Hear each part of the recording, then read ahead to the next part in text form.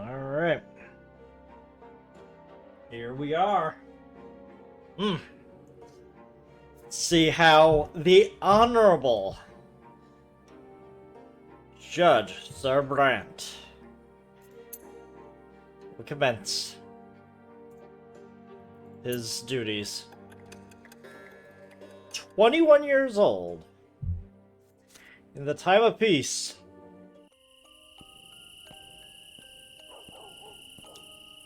An old friend. Night is falling over Ansiat. The stifling heat gives way to an eagerly anticipated freshness. After a day at work, you stroll home at a leisurely pace. You turn down a side street that you have known since you were a little boy. It is as if your legs are acting of their own accord, bringing you to the place of your childhood play, the remnants of the wooden fort. So much has changed since the days when you used to play there with your friends. Engrossed in your memories, at first you fail to notice that you are not alone here. A tall figure in the uniform of a Legion officer approaches you. You see unruly brown hair and a twinkle in his eye. It is Thomas! Now that's a surprise. Hey Brant, fancy around you in the moment I'm back in town. Your childhood friend puts his arms around you. Our battalion got transferred here recently. We're under the command of the Magor Legion now, keeping the peace and maintaining order in my very own province. Well, why don't we catch up? Let me buy you a dinner, have a little chat, and remember the old days. Thomas gets himself short. He suddenly notices how much older he looks. His face becomes sharper and rougher, and his eyes are filled with exhaustion rather than the usual mischievous sparkle. Should warn you, though, I ain't the best company nowadays. Managed to get myself some powerful enemies already. I'm a friend who could taint your good name, so you'd rather not be seen with me. Well, I understand. The smile on his face starts to fade. Wow.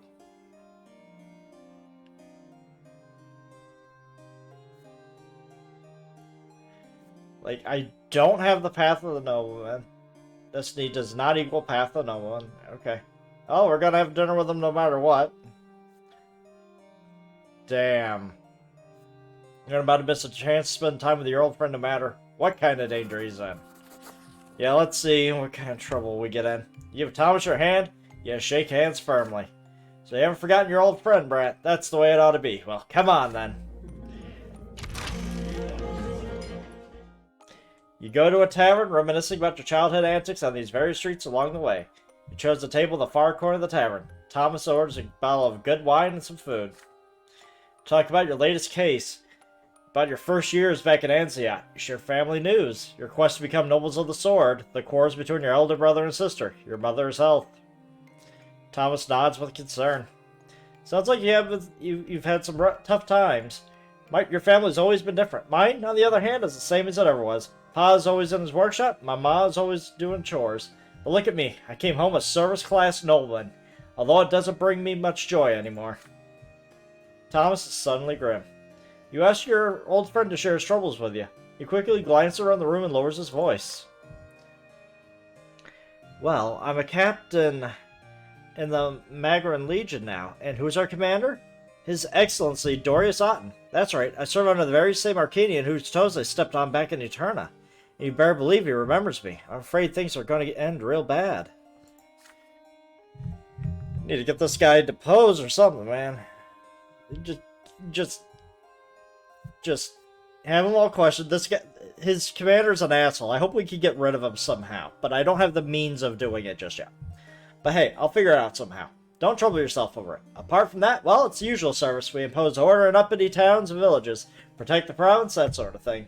And we run drills all day long, obviously. If only you knew how sick I am of them barracks, farmer. I have thoughts about starting a family. Mama keeps telling me to find a nice girl to marry. She says it's high time I got hitched. It's completely dark and you're still talking. Finally, Thomas remembers that his parents are waiting for him. You get up from the table, leaving some dirty dishes and quite a few empty bottles behind. On the way out, you catch a glimpse of a nondescript figure following you to the door. As you walk alongside Thomas through your home neighborhood, you keep glancing over your shoulder, but the shadow that was following you has disappeared. You reach your street and stop for a while. Semi-darkness between your family homes, just used to all those years ago. Bye, Brant. I hardly ever come to Anziat these days. Our battalion is always on the march all over the province, but twins willing, we'll see each other again real soon. You advise your friend to safeguard his every life. Let's see what happens. Yep, that sounds about right. God. As long as we're renowned among nobles, we should be fine. Willpower, beautiful, thank you. That's what I really wanted. I could take a hit in reputation. Your first year at the prefecture has come to an end. You're not a young student anymore. You know now that a judge's trade means so much more than knowing the law and carrying it out. Resolving a litigation of any importance requires striking a balance between the code of law, high society's opinion, and the whims of the provincial powers that be. Your second year is beginning, and it feels much tougher already.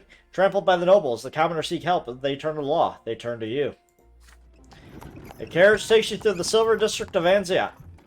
It is early morning, and you have just received a letter bearing the seal of the city hall. Remy L. Vermin, the magistrate of Magra himself, wishes to see you at once. The mere sight of the magistrate's invitation is enough to make you scowl. There is no doubt about your newest case regarding the Quorum Gazette, which may spell trouble for everyone involved. Goody. A provincial legislator, the lesser quorum governs the volume of distribution of taxes in Magra. Okay. After a new law created by the Emperor's own brother, Cornelius Tempus, several years ago, commoners of considerable wealth were granted representation of the quorum on par with the nobility, thus forming the lesser quorum. Okay.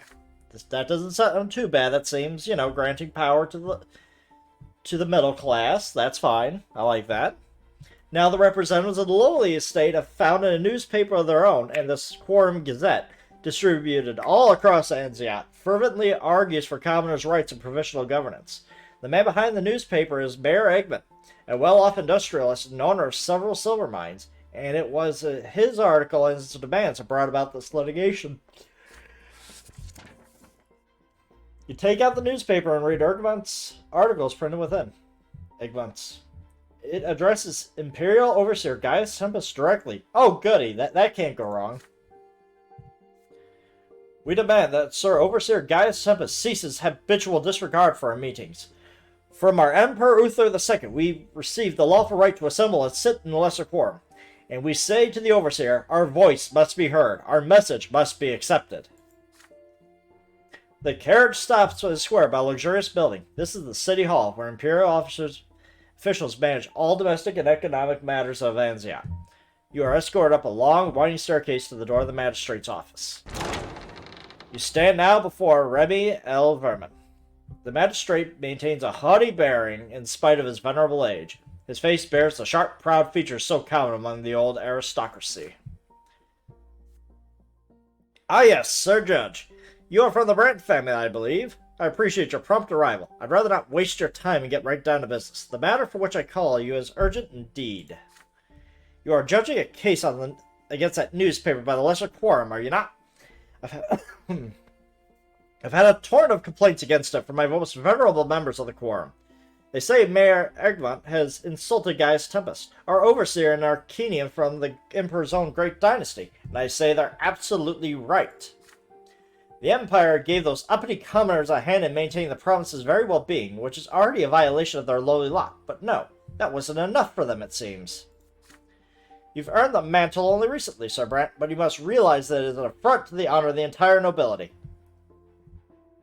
Okay, are you trying to sell me on your side? Because I'm gonna do whatever it takes to screw you over here, buddy. With a speech like that, I'm the fucking judge. You're in my court. I expect you to do your duties as a judge and immediately find a pretext for shutting down this pathetic gazette.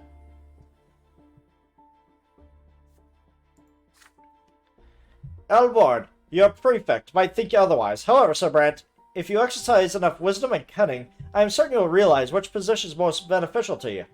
With your youth and potential, it'll do good to have powerful friends on your side. I'm sure you'll reach the only appropriate and just verdict when closing this case, and I hope you'll be duly judicious. For now, farewell. You return to the prefecture lost in thought. I gotta see the options I have for this. Sir L. Vermin is right. Your word is all it will take to shut the Lesser Quorum newspaper down. As a judge and a nobleman, you not even need a reason. The people running the Gazette are mere commoners, no matter how wealthy they might be. There was no breach of law, however. Mayor Eggman's article simply requested the Overseer of Magro hear what the Lesser Quorum has to say. You can reject the nobility's complaints and thus show the commoners they may rely on the prefecture's justice, but Sir Alverman and many other judges will be outraged. Father learns that the case has been assigned to you. He visits you and offers some advice. He's probably going to tell me to do the option I'm probably going to take. You're in quite a predicament now, son. If you try to appease one party, the other will be furious. Wouldn't you rather see that there's any way to make peace between them? We could host a party at our estate and invite both Mayor Eggman and the noble elders from the quorum. Yeah, that sounds like it'll go over well. If you are successful at diffusing their quarrel, no one would object if you decide to legitimize the Quorum Gazette. Even Alverman won't be against it if the nobles stop complaining. However, Father is not your only advisor that day. Shortly after the door closes behind him, the familiar face of Judge Carlos Falcagraven appears at your office. He looks around cautiously before speaking his mind. I hear you've been ordered to deal with that newspaper run by wealthy commoners. It's a complicated case indeed. If you ask me, work like that deserves to be rewarded. Why not make the most of it? You're quite close with the Prefect Elborn, are you not? Almost related, as it were. What if you were to shut down the paper and seize the printing press? All it would take is Sir Prefecture's signature. And my friends among the Quorum nobles, why, they could use the Gazette of their own. I would be delighted to help you put that printing press in good hands. Just think of it. You would shut down a subversive periodical and help our esteemed nobles spread their message, all while earning a lucrative reward for your efforts. It's quite a coup, really. Everyone wins. Do think on it, Brant. Yeah, that wasn't going to happen. He leaves, and you are left alone in your office to deliberate. If you decide to shut down the Gazette, how far should you go? And if you choose to legitimize periodical, how would you go about it? What would I need? I would need Elborn to really like me, and he does not. Well, he's indifferent towards me. Or I would need a scheming to at least be high. But I can at least legitimize... Oh my god. Legitimize the Gazette? We could do that. Diplomacy of only 13, really? That easy. I rule that it has legal right to exist, reject the nobles' numerous complaints, I can shut it down. But we're going to legitimize it. That seems to probably be the best option for all. Let's do it. You spend several days scheduling audiences, exchanging greetings, and presenting the invitations of the senior nobles of Anziat. You have to pull all the strings you have and muster all your knowledge of Anziat high society, to say nothing of the family funds you spend throwing a suitable party for such esteemed guests. Oh boy, we're gonna be broke by the end of this. After much effort, both the nobles and the commoners from the Lesser Quorum have gathered together at your family estate at last. Mayor Eggman, owner of the Quorum Gazette, has accepted your invitation as well. The nobles are clearly vexed at having to tolerate the commoners' presence, yet they maintain decorum etiquette demands. They tactfully take advantage of the situation to begin a negotiation. You inform the esteemed gathering that you are the judge handling the case of the Quorum Gazette. In your opinion, a periodical for the legislature is a most useful initiative, but only if the entirety of the Lesser Quorum shows support for the Quorum Gazette, and only if the Gazette represents the opinions of all its members, including commoners and nobles alike. Oh boy, yeah. Your words are met with a flurry of resentful shouting, disputing voices. People start to argue. Sometime later, the Gazette owner, Mayor Eggman, takes his turn to speak. He looks almost like a nobleman. Eggman is well-groomed and wears expensive clothing only wealthy industrialists could afford. Nevertheless, his rough manner of speaking and boorish posture betray his humble origins. I do say there's some truth in what you are saying, Sir Brant. We did begin the Gazette without asking the noble sirs for their opinion. Still, if they let us have our articles printed, I suppose I'll agree to publish their opinions as well. This leads to another fervent debate. Some nobles reject sharing a periodical with the lowborn, while the more obstinate commoners of the quorum insist they have already had the right to publish the Gazette on their own. It takes you no small amount of time in negotiation to bring both sides to an agreement. It is settled then. As the owner of the Quorum Gazette, I pronounce it the official and legitimate newsletter of the Lesser Quorum, and the noble sirs are invited to publish their articles on the state of affairs in our province. Industrialists and merchants surround you and shower you with praise as a skillful negotiator. Tonight, you defended more than a newspaper. You stood up for the entire common estate of the province. Father keeps his distance for most of the party, but once matters are settled, he pats you on the shoulder. Excellent work, son. You chose the path of justice while staying on the good side of the powerful nobility. Even magistrate Alverman won't hold this against you. Your career at the prefecture will surely flourish. Let's just hope your notoriety as a protector of the common folk won't harm you in the future. Yeah, we'll see. Woohoo! Like I said, we're trying to keep that tightrope even. We don't want our careers in ruins, but we don't want the tyranny of the nobles to be like set in stone. But also, we don't want the commoners to seize power either. I want to call this shit down the middle if I can. The night is over. One by one, the esteemed guests leave Brant Estate and the family home you know so well. You never thought the affairs of the entire province would one day decide these familiar walls. Alright, let's see our wealth go down. Yep, we're in poverty. Alright, I have to find a way to get some, Protector of the People. Event has happened. Alright. So, here we go. I have to figure out how we're going to get some money. Call of the Ancestors. Today is a big day for the Brant family. When the day your family line started. The day when you remember all your ancestors. Tonight, everyone who bears the name Brant must descend to the family crypt to keep vigil by the tombs. This is the time to surrender yourself to your ancestors and hear their will. The entire family prepares for the event in silence. Stefan has been choosing his apparel since morning, praying anxiously under his breath all the while. The heir has a special place in the family vigil. Even Mother is planning to go with you, though Father tries to talk her out of it. Lydia, I beg of you, stay home. You're far too weak from an all-night vigil of the crypt. Gloria, would you be so kind as to stay with the Mother, since you cannot join us anyway? Gloria answers in a muffled voice. As you wish, Sir Robert. The late Sir Gregor would only enrage to see Mother there. We all remember how our last encounter ended. Oh, it ended in a blaze of glory. I don't know what you're talking about. Father nods, currently avoiding Gloria's gaze. But at that moment, your attention is drawn to a noise in the foyer. Nathan staggers to the door, stumbling over his own feet. He reeks of cheap wine and filth. I'm, late, am I? I'm not, late, am I? Everyone gazes at him in the consternation. Nathan almost falls into Mother and Gloria's arms. Distressed, they fuss over him. Stefan's eyes his youngest brother coldly. I expected nothing more of you, Nathan. Why even speak of duty to your family when you can't even manage to live by the commoner's lot? Go lie down in the pantry and stay out of our sight. Father, Farmer, it's time to go.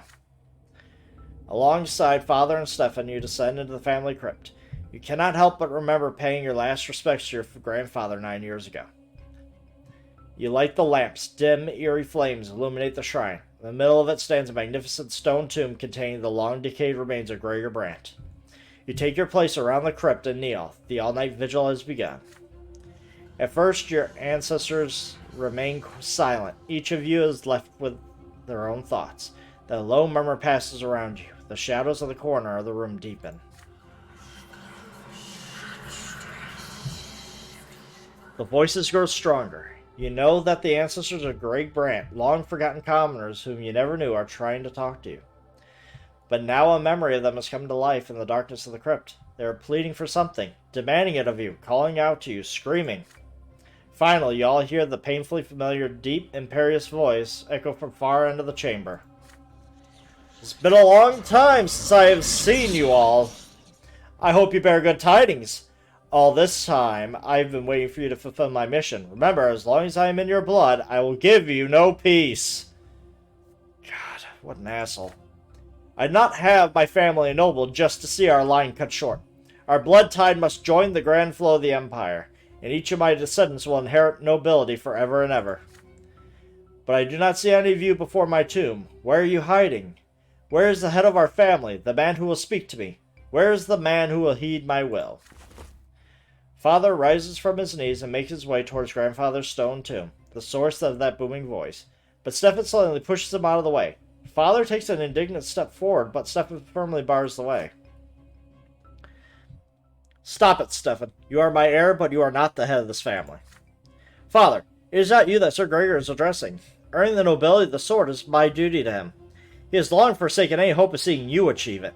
You must understand that I am the one who will fulfill that duty. This is not good. I can step forward myself. Holy shit. Stefan does not let him pass. Father breathes heavily in anger. You can all but feel the frantic beating of both their hearts resonating somewhere within you. Both your father and brother seem to have forgotten that you are here too. Even the restless voices of your ancestors have grown hushed, waiting for the outcome of this confrontation. I could support. I could step forward myself.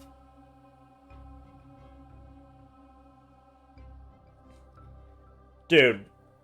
You know what? Screw it. I'm going to take charge of this shit. Let's go. Well, Stefan blocks your father's way. You step forward yourself. Now they are both trying to stop you, but you are already loudly addressing the spirit of Sir Gregor. Sir Faramir of the Brants is the man who will speak to him.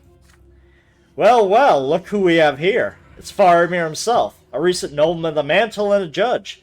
I must admit, grandson, it has always been in my belief that you would not be satisfied by the commoner's lot, even when I punished you for your escapades. Oh, what? You know, they made a complete mockery of the ritual? Kiss the sword instead of taking the whip? Yeah.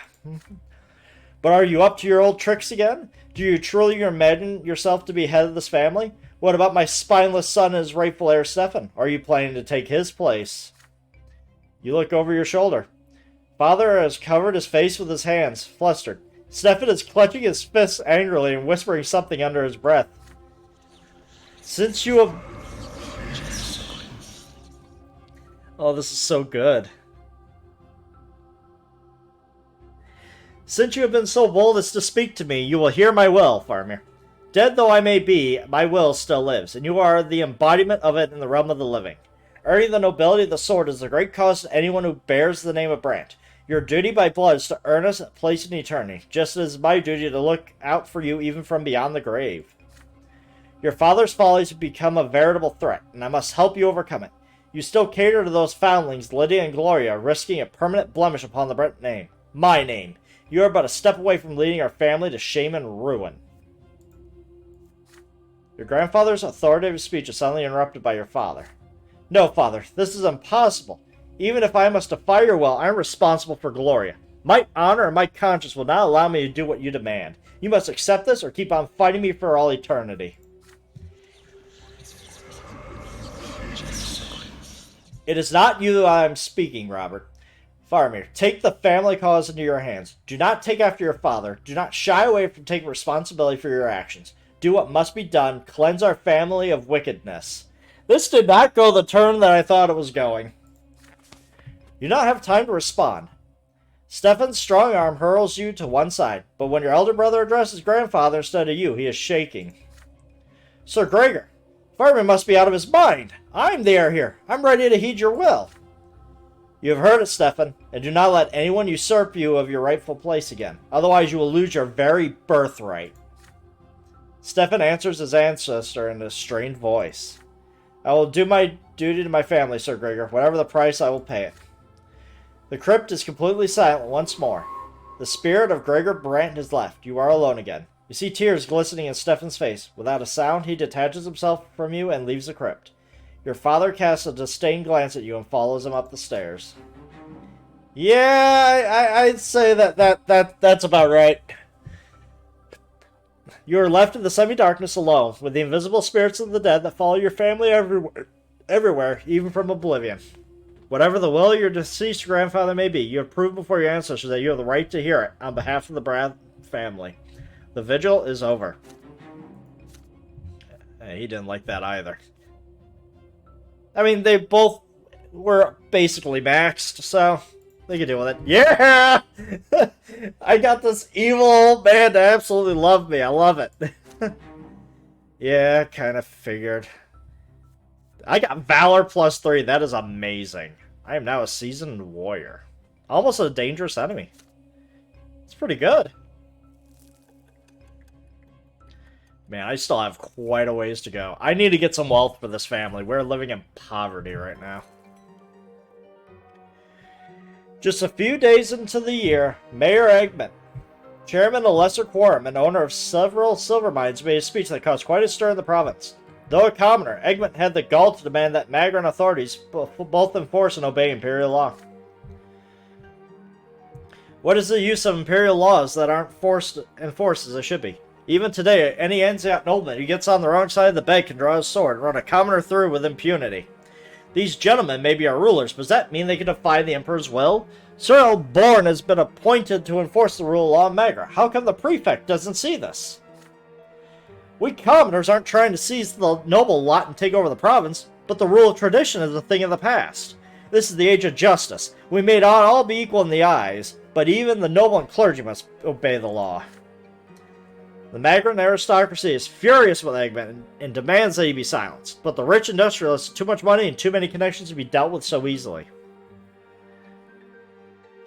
You hear more and more rumors about the secret societies of commoners appearing in the city, plotting against noble rule.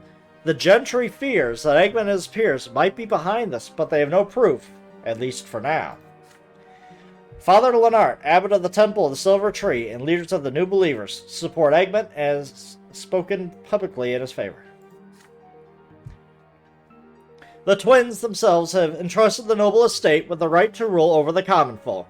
But rulers must also care for their subjects. The old faith is mistaken. No commoner should ever be forced to suffer. It is for this very reason that the imperial law exists. It is there to ease the people's suffering. May those laws be duly enforced, and may they serve all the people of the empire. Oh boy, power is like in balance. We're still at peace, thankfully. Wealth has gone down. We're still okay. The Vassal and the Lord. Here we go.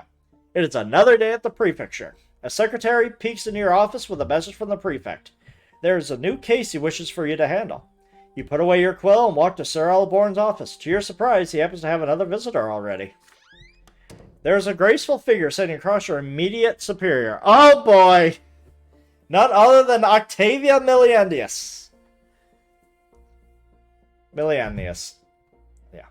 After all the times you met her in the capital, you expected the Archduke's daughter to be brilliantly, lavishly dressed, but her appearance today is modest and formal, with a high-necked dress and a strict bun. However, her demure attitude only serves to emphasize her role as distinguished visitor of the prefecture. You bow to the prefect and the noble Arcadian lady. Octavia offers you a curt greeting, then returns to the conversation you have interrupted. This matter can brook no delay. Baron Elborn, the young judge, may well wait outside. Nevertheless, Sir Elborn insists that you come in and take a seat. Worry not, Brant. You are not interrupting at all. Lady Miliandis, I was scheduled to meet with Sir Brant at this very hour. I regret to inform you that your visit was perhaps somewhat unfortunately timed. Octavia rises from the soft high-backed chair. The young Arcadian lady now stands tall, elegant, and indignant. You are out of line, Sir Elborn. Archduke Miliandis has graced you with a representative from his dynasty who will listen to what I have to say this instant. The Archduke has expressed concern over your manner of governance at the prefecture. You have always been headstrong and eager to infringe upon the freedoms of your own noble estate. But now it appears you find it acceptable to conduct proceedings against your own loyal subjects. Our dynasty has already seen many loyal nobles of the sword arrested or face punishment in the court. Where will this lead? Do you mean to enforce your lowly laws against us Arcanians? Do not forget that those laws were written to keep low-born humans in check. Our lives have always been governed by noble honor and tradition, as well as the blood tie that is our heritage. Our only justice is the court of honor. The only rule above that is our sovereign to the empire and the twins. Our only duty is to our kin and our forefathers. My ancestor, Charmeleandus himself, granted the boon of nobility to humans. It would be most unwise to make me regret this decision of old. In the name of Archduke Miliandus, I demand that you end any and all proceedings against our subjects at once. Oh boy, I don't know how I'm going to weasel my way out of this one. Sir Elborn acknowledges Lady Octavia's vehement speeches with a calm smile and nothing else. He shows no trepidation, no tremor, no fear, and even though the lady across from him represents one of the Empire's mightiest dynasties. Lady Miliandis, the twins have graced the blessed Arcadian lineage with a boon of long life, yet the world can be quick to change at times. The laws of the Empire now govern the nobles of the mantle and the nobles of the sword, along with the common estate. This particular change is not as recent as it might seem. The laws of the Empire are the decrees of the Empire himself, the twins' chosen supreme sovereign. His laws are his will, which is, as you said yourself, the only rule above us. That means all of us, from a highborn Arcanian to a lowliest commoner. Presently, the Emperor's representative in our province is the Overseer Gaius Tempus. Like this prefecture in its entirety, I am simply obeying the Overseer's will and the laws of the Empire. Then pray tell me, Baron Elborn, who is your own sovereign and protector? He is none other than my father, Archduke Miliandius. You swore him an oath of fealty and vassalage. It is your duty to follow his word and will, or do you wish the Archduke to address you directly? I tell you, cease this harassment of our loyal noble subjects at once. I will not leave until this order is carried out. Why, Lady Miliandius, I'm afraid this is quite impossible. As servant of the Empire and Imperial Overseer Gaius Tempus, it is my duty to enforce the law. Now, if you excuse me, Sir Brante and I have urgent matters to discuss. The gaze of the Archduke's daughter is locked with the prefects in a silent struggle. Each expects the other to back down first. But then Octavia suddenly turns towards you. But I believe the young judge has more in him than blind obedience. Surely you are able to distinguish the rightful claimant, not a threat from the province, are you not? Oh, thank God I can diffuse it. Silence resounds from within the prefect's office. They are both waiting for you to speak.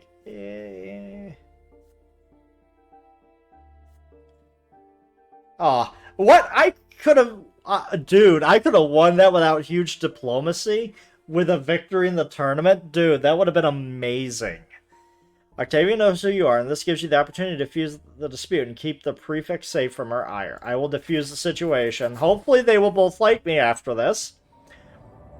You have Lady Octavia's attention now. She may not have shown it on Sir Elborn's presence, but she remembers you from the capital quite well. Skillfully, you take advantage of this connection to reduce the tension.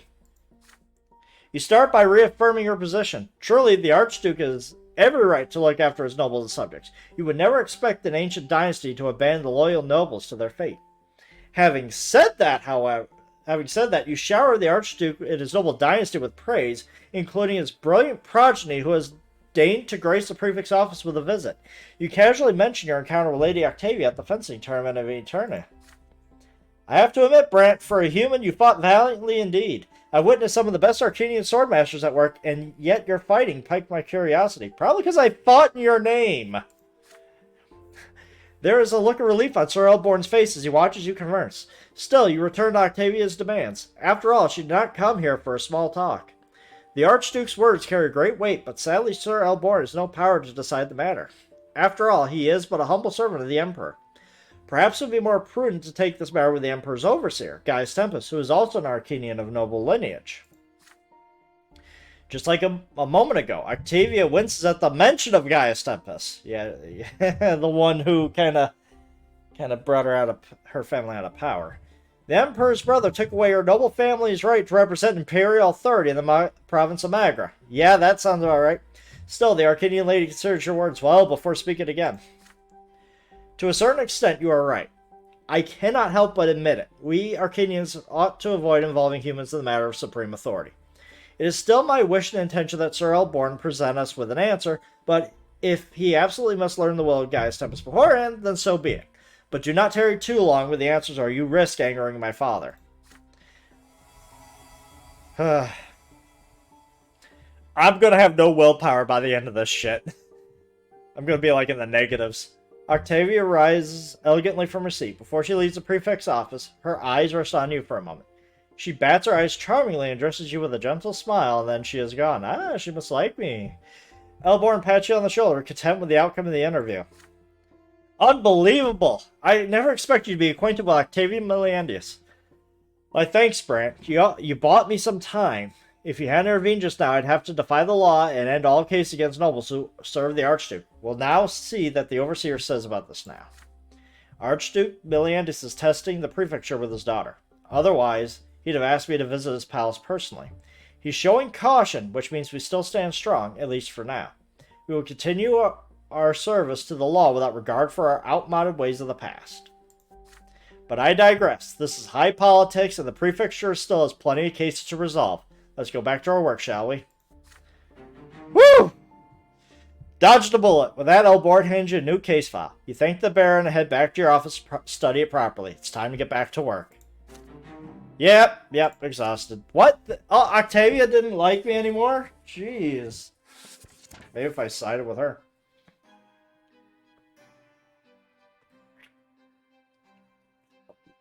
Oh boy. Here we go, baby. The repercussions of your most recent encounter with the Archduke's daughter, Octavia, soon manifest themselves. A letter bearing the seal of the great dynasty of Meliandius arrived the next day. Inside the envelope, you find an invitation to the castle Serpenverda, the Archduke's residence. Oh boy. Visiting the Archduke of Agra himself is a great honor.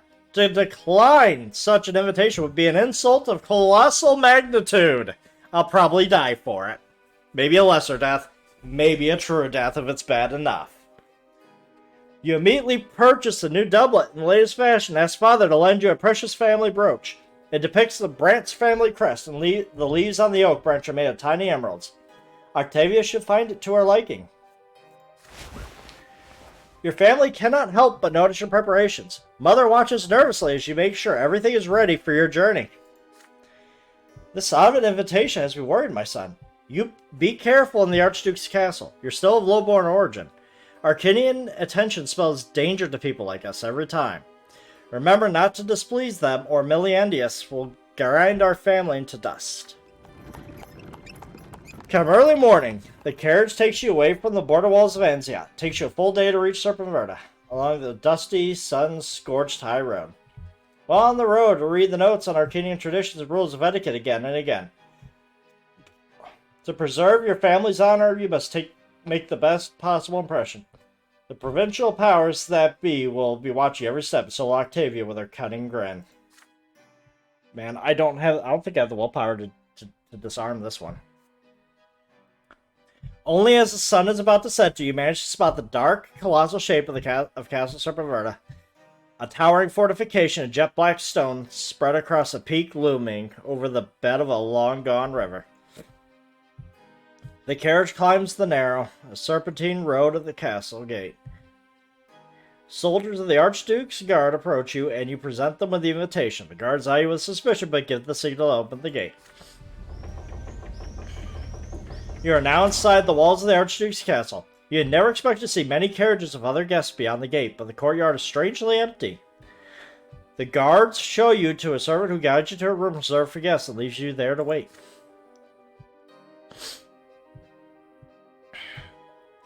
The servant soon returns, and you follow him through the dimly lit corridors of Serpenverda, lavishly adorned with silver, emeralds, and weapons of war. The castle is silent. There is no noise, no music. It seems to be completely uninhabited. The sound of your footsteps is smothered by the soft velvet beneath your feet. The servant stops in front of the pair of massive doors made of black wood. This is your destination. He gestures silently. You enter an enormous room. Its walls covered in portraits and ancestral relics. In the very center of the room is a towering throne carved of black wood. Upon the throne you see the delicate silhouette of Octavia Meliandius, clad in a black velvet dress embroidered in silver. With a commanding gesture, the Arcanian lady bids you approach. You're here at last. Are you surprised? How odd. You didn't think my father would actually summon you to an Arcanian castle, did you? Or are you truly that naive? How sweet of you. No, it was I who summoned you here. You are alone in the castle. Portraits cover the walls, portraits of Arcanians with dark eyes and jet black hair. They all resemble birds of prey, and their eyes seem to watch you with contempt that make you uneasy. Allow me to introduce you to my family. Family, this is a human of the name of Brant. What do you think of him, father? She casts a defiant glance at the portrait of the Archduke Meliandius. Then she removes a glove from her hand and casts it as well. It hits the great Archduke right in the nose. Octavia laughs at that, and the tall walls and the innumerable portraits echo her voice. Baffled, you ask Lady Meliandius why she has summoned you. Because you have caught my attention. I noticed you even when you were somewhat younger than you are now, and then I started seeing you again and again. caught myself thinking you're quite often. I've decided I wish to possess you. Oh boy. You'll become my companion. Other humans will envy you, but no one will dare to cross you. My name will open any door you like. In return, you will satisfy my every whim, and I will do with you as I please. Oh boy. Octavia rises from the throne, the hem of her dress lifting up to reveal her elegant, slender leg. You know the history of this throne, yes? My ancestor, Char Millandius, used to sit here during the rebellion of Magra. Can you imagine that? Char Millandius made decisions that transformed the entire empire, all from this very seat. And now it's gathering dust at this vainglorious art gallery of my father's. Now come to me, human. Octavia waits for you to do her bidding. One does not argue with Arcanians. Since the dawn of the Empire, they have taken whatever they wanted. If you refuse, Octavia, daughter of the Archduke Magra, you will insult her greatly. If you submit to this Arcanian woman, if you become her plaything, everyone will know you are the good grace of Lady Millandius herself. As a human, what more could you possibly dream of? You recall your chance encounters with her, from the days of your youth to more recent times. What are your feelings for this exceptional Arcanian lady, and what does this truly want from you? If you are willing to enter into a perilous romance with Octavia, perhaps you could do it on your own terms, returning your affections while keeping your honor. Would she defy all traditions of old for you and recognize you as her equal, even fully in secret? Ha! I can't reject her. Octavia arches her back on her father's throne and waits for you, her slender hand beckoning you closer. I could just submit to her. Insist on being treated as equal. Really? All she has to do is be intrigued, or she has to like me better, which is if I chose her side. Reject her. Oh my god. That would... I'm gonna have to try that one day. That sounds like an early grave. But let's do it. This is probably gonna stress me the hell out, but let's go! I'm gonna see her as equals. I have a soulmate! You give Octavia your answer, looking her straight in the eye. You have been in love with her ever since you were young, enchanted by her beauty and grace. Every chance encounter a treasured memory, and you know that this feeling is mutual. To you, there is no greater honor than Lady Octavia's affection. But you cannot sacrifice your honor as a nobleman for the sake of this love. You do not mean this as an insult. On the contrary, Lady Millandius is far superior to you. It is true. Yet you, too, are of the noble estate, and you cannot accept humiliation, even if you must face the full extent of Millandius' ire. You will reciprocate Octavia's affection, not as an obedient plaything, but as a man and a noble. Your impassioned speech ends with you, and steel yourself to face her wrath. But to your surprise, Octavia seems lost in thought, her eyes downcast. Nobody denies me. I'm not used to this. You're a remarkable human indeed, Brant. I have noticed this ever since we first met. Your words echo in my heart. You do not follow the usual rules, and any other man would have been groveling at my feet by now. Perhaps you can be my escape from the stifling, sickening world. So be it. I choose a human as my lover, and I care little for what the aristocracy of this twins forsaken province has to say about it. I'll take this as far as I like. But you will be safer if our affair remains a secret to the world. Now come to me, my sweet human. Yay. You draw closer to Octavia on the throne. She reaches out to your face, caressing it gently and carefully, as though touching a human for the first time. It probably is. A moment passes, suddenly her arms wrap around your neck and her legs lock around your torso as she pulls you closer to her with all her might. You not resist her Arcanian assault. Her embrace leads you to the throne. So how do you like the seat of the great Char Millandius? Just a piece of wood, don't you agree? Uncomfortable too, but luckily it's spacious enough for the two of us.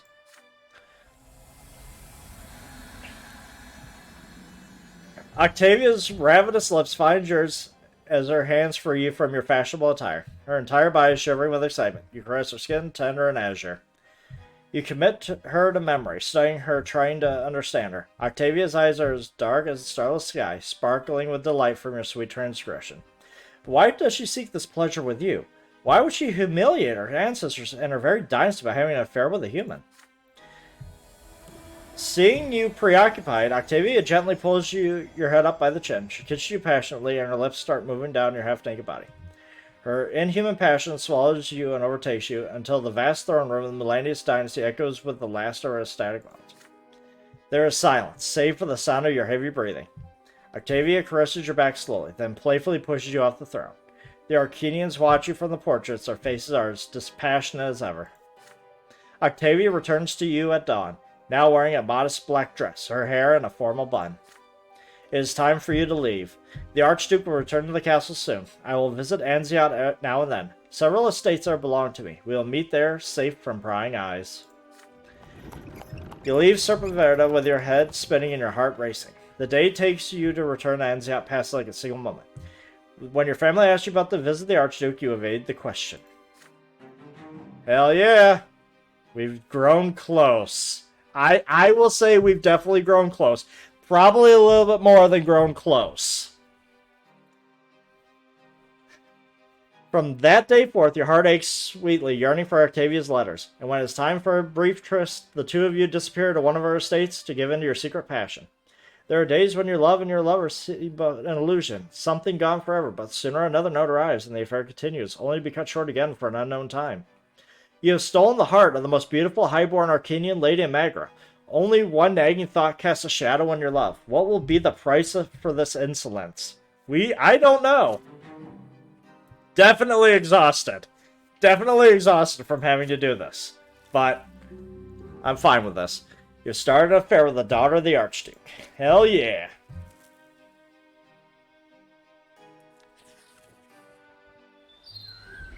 Brothers in misery. Oh boy.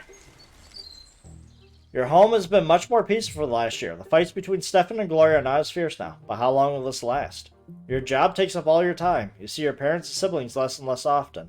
Sometimes you don't even know what they are doing while you deal with a constant stream of duties.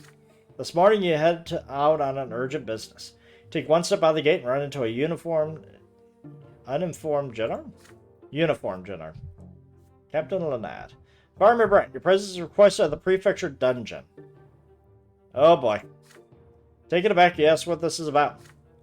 We have your brothers, Stefan and Nathan Brant in a cell. They were arrested last night at Steiner's Inn. They asked us to send for you. Oh my god. Both of you? The cells in the prefecture dungeon are cold and damp. The guards lead you to the bars, and behind them you see Nathan huddled in the corner. Our younger brother is unshaven, more disheveled than usual, and reeking of wine and filth. Near the cell, you see Stefan grimly sitting in a chair. You guess that the gendarmes thought it best not to put him in the same cell as his lowborn brother. Probably for the best, actually. Good job, guys. You read the room. Upon seeing you, Nathan lets out a whimper, and Stefan cracks a bitter smile. The sheath of your brother's belt is empty. There you are at last. Have a look at our younger brother. Yesterday he got drunk with a company of some dubious fellows. They're commoners, yet they dared to surrender to pleasure. They started a brawl, wrecked the inn, and harassed the waitress. As soon as I heard, I rushed to save this drunkard from shame. Nathan cowers in the corner, horror-struck. I walked in and demanded that Nathan come with me, but his cronies wouldn't let him go. That's not true. You just grabbed me by the collar and dragged me after you. You nearly suffocated me. Shut your mouth. So, brother, they seem to have some sort of sect. They all shout defamations against the twin gods, and one of them grabbed me by the arm. I was forced to skewer this heretic with my sword, and I hope a lesser death will teach him never to lay his filthy paws on a nobleman. He was just trying to talk to you. Silence. Then the gendarmes barged in, and here we are. I've been accused of an unlawful murder. Apparently, the new laws allow killing a commoner only if he attacks, fists, or wields a weapon. They say that even an insult, I'm supposed to file a complaint with the prefecture, so now they're going to seize my sword for a whole year. What a shame. It's all your fault, Nathan. You know what? That's justice, bitch. Stefan gives the bars a furious kick. Nathan covers his face with his hands in despair. Farmir, brother, you are our only hope. Get me my sword back and get us out of here. And fast. We have to bury the sordid affair as deep as we can before anyone finds out. Save our family from shame. Take them to the Inquisition. Blackmail the judge. I could use my authority. Ask Father for help.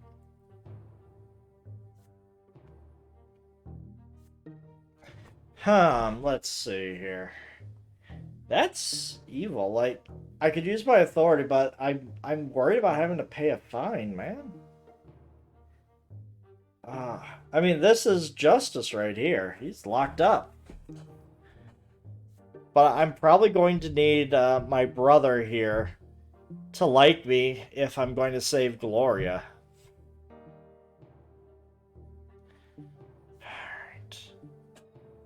Alright, let's do this.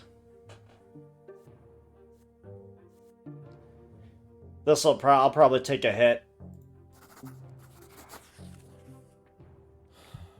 You command the gendarmes to give Nobleman Severance sword back at once. He has not broken any law and must be freed. As for Nathan Brant, you will personally cover the damage. Oh my god. Okay.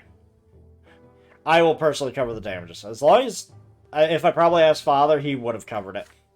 But Your Honor, Sir Seven ran that man through right before the eyes. The law says, you glare furiously at the captain. That commoner, a heretic no less, dared to assault a born nobleman and grab his arm. Or does Lynette claim to know the law better than the Judge Brante? Remembering his position, the gendarme nods obediently and returns Stephen's confiscated sword. I knew I could count on you. You aren't just my brother after all, but a noble man yourself. You know that honor is always paramount. For the sake of the family. For the sake of the family, I should have just let him rot. Stefan sheaths the sword reverently as Nathan is let out of the cell. The elder brother takes the younger brother by the scruff of his neck and pulls him up to the door. Nathan stares and shuffles along limply. Man, I don't know what we're going to do with you, Nathan. Managed to conceal the disgraceful occurrence from all your relatives with the exception of Sir Alborn. The prefect is very displeased with your abuse of power, but needless to say, he does not order his nephew Stefan to be returned to his cell. Yep. He wasn't happy about that. My career is going to take a hit. Back home, Stefan starts lecturing Nathan. From now on, there'll be no more drinking bouts or other nocturnal exploits. Where are those rogues you befriend anyway? Stop shaming this family. If you're so worthless, at least let the others go about their business in peace. Do you understand, you blockhead? Nathan remains silent, staring despondently somewhere above him. Yep. Eloquence, whatnot. Alright. The case of Father Mark. Alright. Your most recent year of service at the prefecture has seen an increase in litigation on crimes against the church. More and more people are joining the ranks of the new faith at Anziat. The movement began with the destitute beggars who had nothing to lose, but for years now, many well-off commoners and nobles have been joining the fold. People say the leaders of the new faith at Anziat is Father Lenart, the abbot of the Temples of the Silver Tree. The city's leaders would love to expel him, but he's too highly regarded by the common folk. Complaints and cases of defiance of one's lot keep pouring in. Every day, somebody's reported by their neighbors for heresy. Many commoners, adherents of the old faith, fear that such flagrant defiance of the lots will usher the prophesied wrath of the gods. However, you and the other judges have no choice but to reject most of these cases. As a secular institution, the prefecture has no authority when it comes to crimes against faith. Only the Church and the Inquisition have any say here. In the middle of another busy day at the prefecture office, the door suddenly swings open. A tall gendarme wearing an officer's uniform walks in. He takes off his helmet, adjusts his short, fair hair, and bows to you hastily. Captain Lenad reporting, Your Honor. My boys finally caught Father Mark, a dreaded apostate heretic. The prefect told us to take him to you for judgment. You, bring him in. Two gendarmes bring in a short, stout man wearing a worn, dirty priest's cassock. Priests wear the sacred symbol of twins, a cross with a circle, but this man does not. Forced to sit before you, his odd-looking priest is nevertheless strangely undisturbed by his arrest. His eyes, curious and glimmering with life, studies you intently. This is him, Father Mark in the flesh. We caught him trying to preach the teachings of his smack in the middle of a drinking hole for the lowborn of the Grey District. Some guy took offense and called for the gendarmes, and we got here right away. Father Mark, you've heard the name ever since you were a child. His cult of rejection of the twins has expanded tenfold over the past several years, with nobles, commoners, and even other priests joining his flock. The Inquisition has hunted this heretical apostate for years, but Father Mark has always eluded capture until now. Some say his powerful protectors. Here are statements of people at the establishment, Your Honor. You flip through pages of handwritten statements. Father Mark isn't just preaching. He's openly defying not only the lots, but even the twins themselves. Father Mark teaches that gods have neither design nor purpose for us, so we are under no obligation to serve them or prepare our souls for the hereafter. Live in the now. You put the papers away, ready to question the profane priest. What was the subject of his sermons? What was he trying to convince his listeners to do? Father Mark prefaces his answer with a dazzling smile. As a judge, it is your duty to enforce the secular law. You know as well as I do I have broken no such law. I am a priest, my friend, and in the Empire, priests are allowed to preach. I was preaching the proper way to live one's worldly life, for this is the only existence we have. I told my listeners not to waste their lives serving those gods. The twins surely love us, but alas, their love violates us as much as their law. This entire world is proof of that. I see my words upset you, but I'm afraid you can't judge me guilty for that. Here's why. You see, mine is the priestly lot. If the judgment of the church is to be trusted, which means that only the Inquisition tribunal may find me guilty. So you could hand me over to those black-clad thugs, but alas, you will get absolutely nothing in return. The Inquisition wants light on their pyres in every corner of Anziot, and all they need for that is me. As soon as they get me, the Inquisitors will tell the prefecture to step aside and start enforcing the law themselves. Is that what you want, my friend? So what are you to do with me? Well, let's think about it. As a secular judge, you can't judge me guilty, but giving me the Inquisition will weaken the prefecture.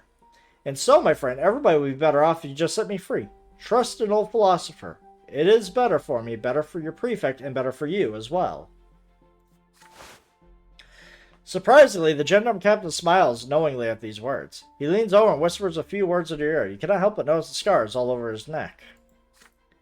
I say the old heretic's right, Your Honor. If he's still got the priestly lot, he's the Inquisition's problem. It's too dangerous for the prefecture to meddle in churchly affairs. And strictly between you and me, if the reports I've been hearing are to be trusted, this here Mark's been rubbing elbows with Patriarch Cassius himself. Letting him go might get us on his good side, and Sir Patriarch's a very wealthy man. But suddenly, the captain's voice trails off as the door to your office opens without a warning. There's a young woman at the door, clothed in a black cassock bearing a telltale silver seal of the Inquisition. Oh, he is boned! I am Sister Jeanne, Your Honor. I serve the Order of the Inquisition. That stern face, those piercing brown eyes, they seem somehow familiar. Of course, this is the young acolyte girl from the temple at the Silver Tree, the one you saw during that school visit. She's an Inquisitor now. Your men did well to track down and arrest Father Mark. Splendid. We've been hunting this false preacher for a long time. As I'm sure you know, priests may not be judged by secular laws, Your Honor. Mark has denigrated the twins and called for the people to reject him. He has broken his sacred vows and defied his lot. He will face the tribunal of the Inquisition for his transgressions.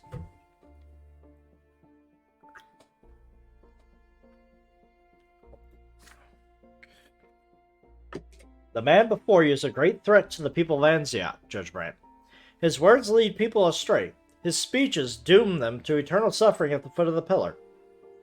Only the Church knows the way to end his heresy. You will hand Father Mark over to me at once.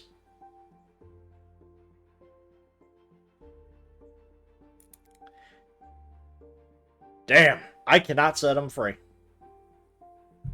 Sister Jeanne remains at the doorway, wordlessly refusing to leave the prefecture without the captured heretic. The gendarmes and the captain still stand still, awaiting your orders.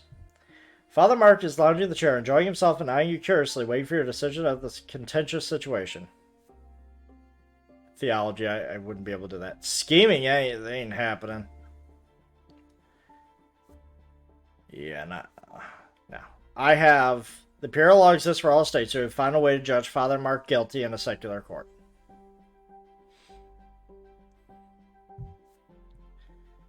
Man. I would just need scheming over a 10. It just doesn't happen, I mean...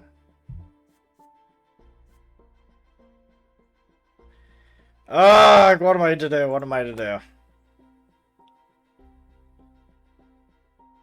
There's a real schism right now. This could bounce back to the old faith's favor, but that's bad.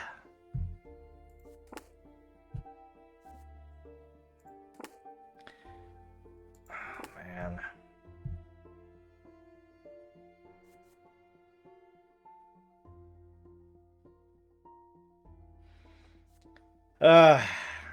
I'm sorry. I'm gonna have to hand him over.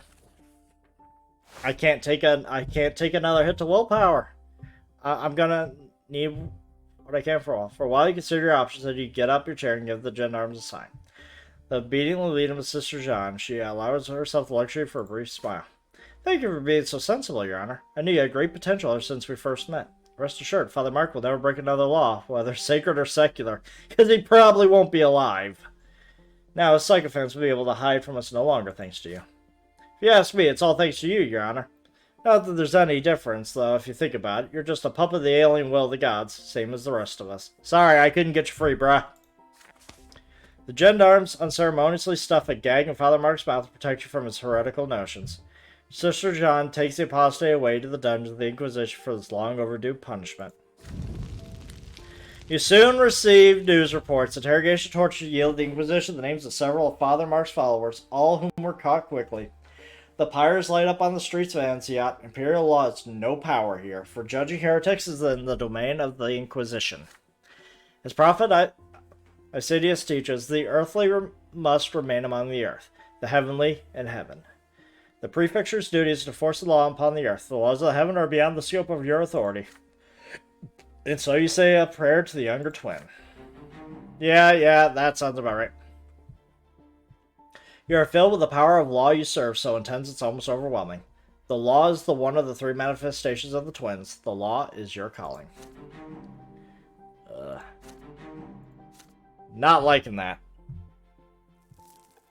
I gotta balance my justice up. I gotta screw over a noble. Come on.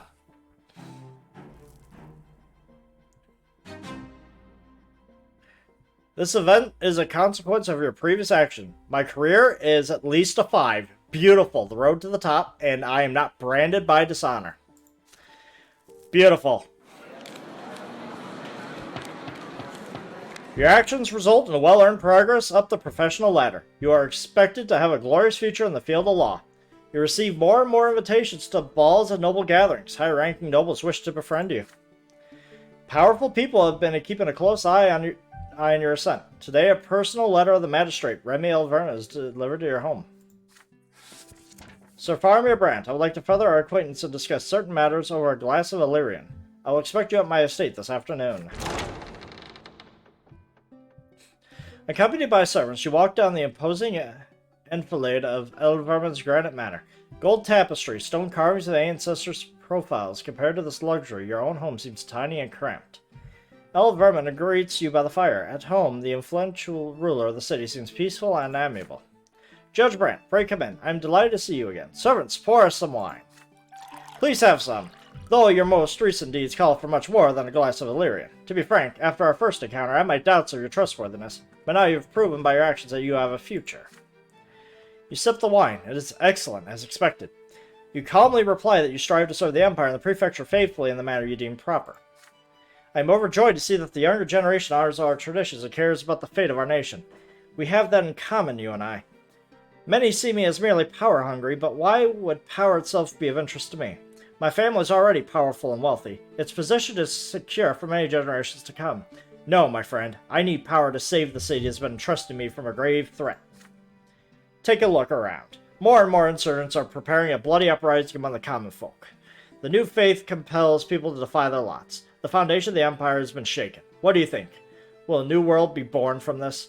Those who hope to see this happen seem to have forgotten that our world was created in accordance to the twins' designs, and we are already in the cusp of provoking their wrath. I'm sorry. Justice is 3. So I need to make sure that the... I need to work towards the common man here. Those who hope to see this happen seem to have forgotten that our world was created in accordance with the twins... Okay, yeah, we already read that. Elverman is becoming truly incensed. Apparently the fate of the Empire is not just a subject of idle chatter for him. You must understand, Brent. I've seen plenty of starry-eyed idealists yearning to change the world. I know where those dreams lead. We have trespassed against the Sacred Order, and now we are on the verge of the wrath of the gods. I am a nobleman and a citizen of the Empire. It's my duty to save this world from ruin. While the Overseer and the Archduke persist in their futile squabble, the danger is growing. It's time to take matters into our own hands. I'm seeking allies. The people will stand by my side to protect the city and the Empire. I hope you have the courage to become one of us.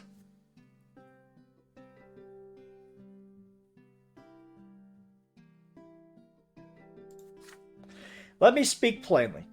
Prefect Elborn is, alas, among those who are dragging us towards our destruction. He aims to subject all estates to the tyranny of law. He seems to have forgotten that the laws must serve the good of the Empire and be a mainstay of order, but Elborn wishes to disrupt this order. He is pushing for the lowborn to gain power. What do you suppose will be the first thing they do once they get it? They'll take up arms and destroy this country. Elborn has doomed himself to a shameful fall. Meanwhile, the city needs someone at the helm of the prefecture who is bound by honor and concerned about the fate of the Empire. You could be that someone, Brant. You stare at your glass of wine, trying to hide your feelings. If you prove yourself worthy in the future, I can promise you the post of the Prefect of Magra. I hope you see it not only as a chance to elevate yourself, but also make your mark on history. Side with me, and together we'll save Anziat from the uprising. If you remain Elborn's servant, you both will lose and fall together.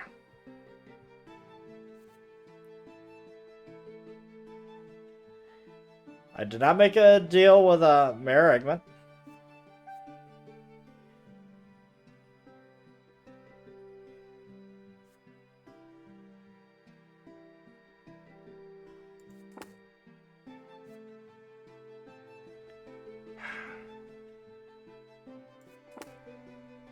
I will refuse and protect our family. You hold the magistrate's heavy stare and respond calmly that you're not prepared to make any promises. You thank Elverman for his trust, but you are a judge of the prefecture and you already have a superior.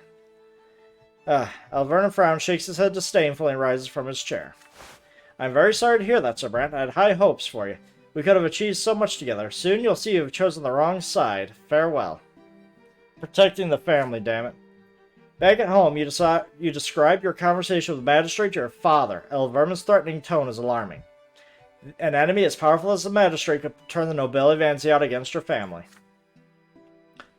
I'm proud of you for staying loyal to your friend Elborn. Actually, I'm kind of staying neutral in all this. You know, I haven't chosen a side at all. The magistrate is a dirty schemer who's only using his talk to honor and protect the Empire as a cover. Do not worry about the family. I make sure to talk to the noble families of the city in advance in order to get ahead of this magistrate's plot. Hopefully this will be enough to protect our reputation against this slander.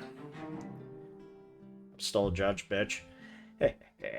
Your father's efforts to thwart Elverman's scheme have been successful so far, but your feud with the magistrate has a damaging effect on your career. The documents you prepare takes weeks to be signed. Obtaining an audience or arranging a meeting is frequently impossible. You hear anxious whispers behind your back. Farmer Brant has crossed the ruler of the city. Steer clear of him. Damn, it didn't even go up. Alright, the guns of Illyria. Magra has received alarming news from the neighboring province of Illyria. The lowborn convicts tolling in Illyrian mines have revolted against their noble masters. For the first time in many long, peaceful years, commoners have taken up arms. Worse yet, the insurgents had guns and gunpowder. No one knows how they got them. Gunpowder weapons were banned throughout the Empire as soon as they were invented. The lords deemed firearms dishonorable and unfit for the nobles. Even Legion soldiers are forbidden from using them. But now gunshots were echoing through the munitions Illyrian mines. The Imperial Legion was deployed to quell the riot. The Legionnaires slaughtered the rebels without mercy, and the uprising choked to its death on its own blood before it even began. The south of Illyria is now a forest of gallows. The convicts' corpses were left swaying in the winds as a warning for any commoner might dare take up arms. Although the rebellion quickly succumbed to the Imperial military's onslaught, many Legion soldiers and officers were slain by the insurgents' firearms. Their steel armor was no match for bullets. The rioters' weapons were destroyed by a public ceremony, but no one knows who built or smuggled them into the mines. All Imperial overseers soon issued public reminders of the province. The punishment for owning gunpowder weapon is true death by execution. But the Empire is still restless, still anxious. Somehow, guns found their way into the commoners' hands, if only for a short time. Could gunpowder and lead one day endanger the old ways of the Empire? Perhaps. Authorities of Magra fear the unrest may soon spill over here. Due to the double tax, peasant farms and industrial manufacturers are facing harsh times. The province's wealth is steadily declining. But the discontent of the commoners is still held back by the eternal lot that demands they accept their suffering. Oh man, it's just going down, man. Just gonna go into chaos. A friend in need. You arrive at the office one fine morning and find a visitor already sitting there. The visitor is none other than Thomas. His heavy uniform already bears a captain's chevrons. Thomas looks nervous, his fingers drumming a foreboding staccato on the desk? Okay. Why has your friend decided to pay you a visit? You pat your friend on the shoulder and congratulate him on his promotion. Thomas shrugs, quietly brimming with pride. I got bumped up a month ago. Apparently the Legion is running short on decent officers. And then I realized why there are so few of them. Wish I knew my direct superior was going to be our very own Commander Otten. Oh boy, even better. Thomas grows grim at the mention of Otten. Listen, buddy, you and me, we always help each other, right? That Arcadian bastard, well, he challenged me to a duel. For the second time, he cut me down a month ago. That was my second lesser death. I know, I never told you, but it was tough. The gods, they spoke to me there in the hereafter.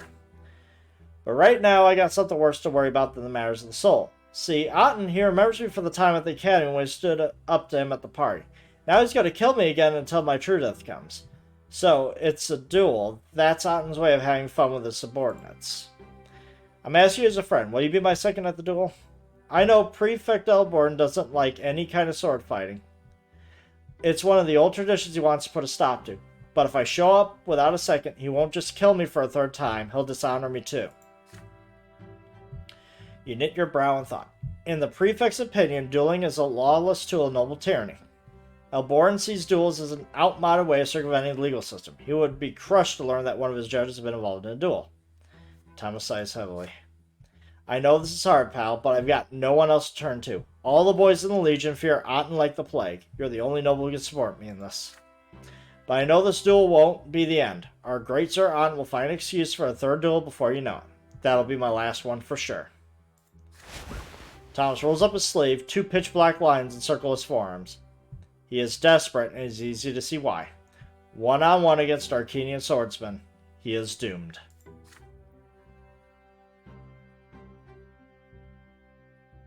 Damn. The law forbids dueling. But if you refuse to show Thomas your support through your presence, your friend's spirit will be broken before his body can even be killed. You recall all the previous encounters with Otten in your youth. Is there a chance that the distinguished Arcadian still remembers you? If you go to him and speak in Thomas's defense, will he even be bothered to listen? Manipulation, damn. Alright. Not liking this. My career is just going to go down in the dumps. You've been best friends with Thomas ever since you were little boys. Does you really think you would abandon him in such a cruel fate? Yeah, actually, I probably should have. Of course you'll be a second at the duel, no matter what. Your friendship will not be broken, not even if you risk Prefect Elborn's displeasure. As the two of you walk to the palace ruins, you finally have time to ask Thomas for more information. What was Otten's excuse for challenging him to a duel this time? Here's what happened. Otten told me to lead you to a nearby village with a squad of Legion soldiers. Solmini, it's called. The villagers refused to pay the Archduke's tax, so they already paid the tax to Gaius Tempus's men. He's the overseer, so the law says the tax is his. So Otten told me that the lads to string up a couple of the rowdiest peasants and put their houses in the torch to teach the rest of them a lesson. Holy shit! So we went there, and let me tell you, buddy, I didn't join the Legion to start hanging people and burning villages. So we decided to have a word with the village elder first. The locals soon realized what was going on. Losing money is one thing, but losing a spare life is worse. They hemmed and hawed and finally found enough cash to pay Archduke Millandius. Which means we came back to Anziat with nobody dead and all the money for the treasury. But then the commander summons me and claims I didn't follow his order, which means I also slighted the honor of the noble Arcadian who is my commander, so he challenged me to a duel. You know what? I'm not the first, and I'm not the last. Any officer in Legion could end up like me. Otten does as he sees fit, with no plans to stop. He's a commander, a noble of the sword, and Arcadian. We're just dirt under his boot. Who's gonna rein him in? You reach the site of the duel just before dawn. By a half-crumbled wall, you see the tall figure clad in a thick cloak, Dorius Otten, High Commander of Magra, already expecting you. His azure fingers drum patiently on the palm of his sword. Thomas dutifully bows to his commander. Otten grimaces at him. You're late, Captain Garrow. Why should I have waited for you? You've insulted me again already. And who is this? I've seen your face before. Anyway, I don't have time for this. Make haste. I have other duels today. Jesus. The commander's second appears from the shadows. Young nobleman, quiet and eager to oblige his betters. As seconds, you ask the duelists if they are ready. Without word, Otten draws his sword. Thomas nods anxiously, clearly ready to face another death. The two bow ceremoniously and adopt a dueling stance. The difference between them is apparent as soon as they begin. Otten's sword seems like an extension of his arm. Thomas pales before him like a clumsy child who has grabbed the father's sword for the first time. Everything about this battle shows that Otten treats this duel as no more than entertainment. The Arcadian moves around so rapidly and gracefully against your friend you can barely defend him against the flurry of strikes. Then, for the smallest moment, Otten tones down his assault, and for the first time during the duel, Thomas makes a repose. Effortlessly, Otten deflects Thomas' blow, then retaliates. His sword sticks through your friend's shoulder. As soon as you see the blade drew blood, you shout for the duel to end. The debt for the insult has been paid in blood. If the loser of the duel is ready to offer his apology, the fighter must stop. He's not. Oh, if the loser is ready to offer his apology. Okay, we're good. Oh, man. What? Is some human trying to teach me the laws of the duel? I'm an Arcadian of the Otten Dynasty. There's no one here who can teach me the ways of honor. The sword flashes and stabs your friend against the heart. A wet red spot begins to spread across Thomas' shirt. Your friend fumbles backwards. He drops his sword, his knees buckle. A wheeze, another cough full of blood, and his eyes glow dim and dull. Slowly, Thomas' body disappears. His blood-stained clothes, his sword, and his footsteps in the dust are all that remains. Otten hands his sword to a second, who is ready to wipe it down. Well then, that pitiful human will face another duel very soon. Let's hope he fights better than during his last life. When your friend is reborn, tell him my exact words. Yeah, definitely in danger. Gideon walks away, calm and composed, and a second in tow. Dazed and numb, all you can do is gather your friend's belongings and bring him to his house. Unless you intervene, Thomas is doomed to meet his true death soon. You are a judge, but to an Arcadian of such rank and birth, your authority means nothing. Is there any way you can help your friend? Hey, I didn't participate in the duel. I was just there as... Oh. The day after you meet with Thomas, time slows to a crawl as you examine one case over another. You can't help but think back to your friend and his fate again and again. There is a knock at the door. Baron Elborn, the prefect, has decided to pay you a visit. I have a matter to discuss with you, Brant. Would you mind if we take a walk? It's getting a bit stuffy in here. The prefect clearly wants to discuss something in private. You walk down the stairs together and leave the prefecture. I cannot lose a point in justice. Soon, the two of you are walking down the noisy streets of the Brass District. The wind is strong today, the gray sky mercifully overcast. The people around you are bartering, buying, and selling eagerly. The streets are full of craftsmen and factory workers. Merchants' carts squeak as they roll down the street. The head of the prefecture looks more worried than usual, lost in thought as he observes the bustling street life around him. Brant, do you recall how we talked about the tyranny and the nobility in the province? Norius Otten, the high commander of Magra, is on a murderous spree. He challenges subordinates to a duel for the slightest infraction and slaughters them with impunity. If our law is unable to protect anyone from the violent tyranny of their Arcadians, who will ever respect the law? It's time we put an end to this. As long as I'm in charge of the prefecture, establishing the rule of law over people and all the estates and towns is our most important task. But people like Otten strive in their way. People who think themselves above the law, we need to prove them wrong. I've been informed that Otten has pressured your childhood friend, Captain Thomas Garrow, into a duel. I believe Garrow has sought your assistance in private, am I right? Yes. You admit that it is so. Indeed, as an old friend, Thomas is counting you on to defend him. And so, young Brant, I believe that to be reason enough to entrust this case to you officially. If you find yourself doubting your abilities, know that you are my best candidate.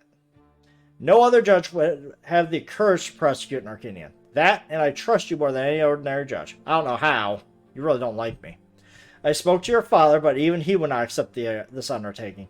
He says your family has worked too hard to be ennobled by the sword to risk it all now. But you bear no such burden, do you? As it stands right now, sentencing Arcadian to even the smallest punishment is unthinkable. But drop by drop, water can wear down any stone. We'll make our way to Otten, but we must do it slowly and carefully. What we need is a perfectly prepared case. We need you to find enough incontrovertible evidence and enough witnesses who are willing to testify in court. I have no idea how I would get this done. But I'm sure you realize that even this won't be enough to force an Arcadian to go to trial, don't you? We have to change the unspoken rules of our city and province. We'll start with lower-ranking people. Lower-ranking cases, low by low, will establish rules even highborn nobles will have to obey.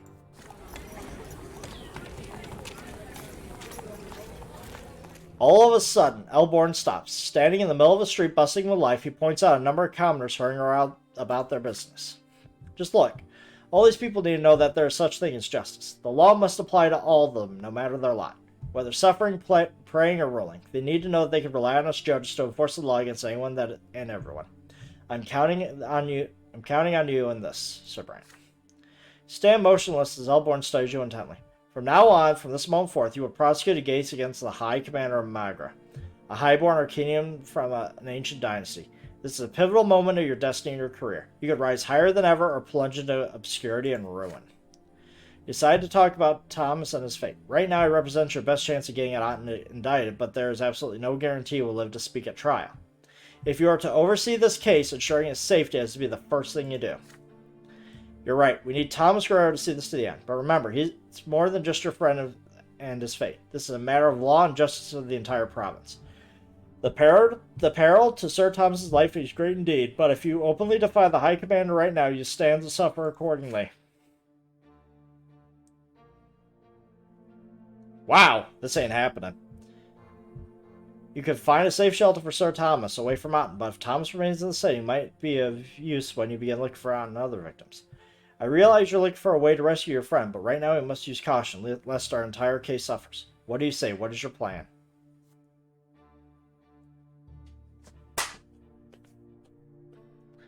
Yeah.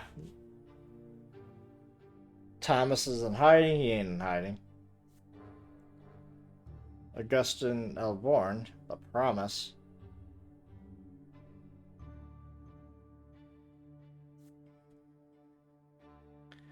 Damn. Well, he's gonna roam freely. Thomas is going to die. Like, if he actually, Oh well. Sorry, Thomas, you dead, buddy. You informed the prefect that observing Thomas without interference would be the best course of action right now. The time to counter Otten with decisive action has not yet come. You must not put the entire case at risk just to save one man, even if that man is a key witness. In all honesty, Brant, I have to admit you're right. We can only hope Sir Thomas has what it takes to fend for himself. For now, this course of action should keep your position as a judge safe and secure without drawing the ire of the high nobility. Well, we should go back to work. Begin preparing this case at once. Back at the office, you send a note to Thomas's address, a brief request to visit you at the prefecture as soon as possible. He returns to your office that evening. You have not seen him for just one day, but he looks a decade older. It pains you to see him so downcast. You explain the situation to him, carefully choosing your words. Otten is well on his way toward being punished for his crimes. You are building a case against the High Commander Magra, but you need evidence to prove Otten's guilt and hope Thomas will help you find it. You're going to do everything you can to stop his murderous rampage, but you have neither the authority nor the connections to protect Thomas at present. Your friend will have to be prepared to fend for himself. Thomas hunches over, his exhaustion showing, and gazes you dully. Just taking on a case against Arcady means a lot to me. I agree to bear witness. Do whatever you can. Life goes on. I'll go back to the Legion, do all I can to stay out of Otten's way. I'll be fine. Damn. You didn't like that. Thomas shakes your hand, takes him a significant effort to rise from the seat and walk out the door. You remain in your chair deep in thought. Your friend is still in danger. When will Otten be reminded of his existence next? At least your own position is safe for now. Jeez. Well, at least, my case of a judge, we're good. I've been entrusted with a case against the noble influential Arcanian, the High Commander of the province. He's accused of violence against his own legionaries. That's going to be a hard case to work on.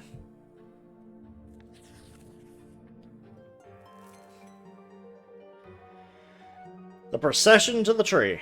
The holy day is coming. A day when the entire Empire thanks the twins for the silver tree, the sign they left behind as a reminder of their eternal presence in this world.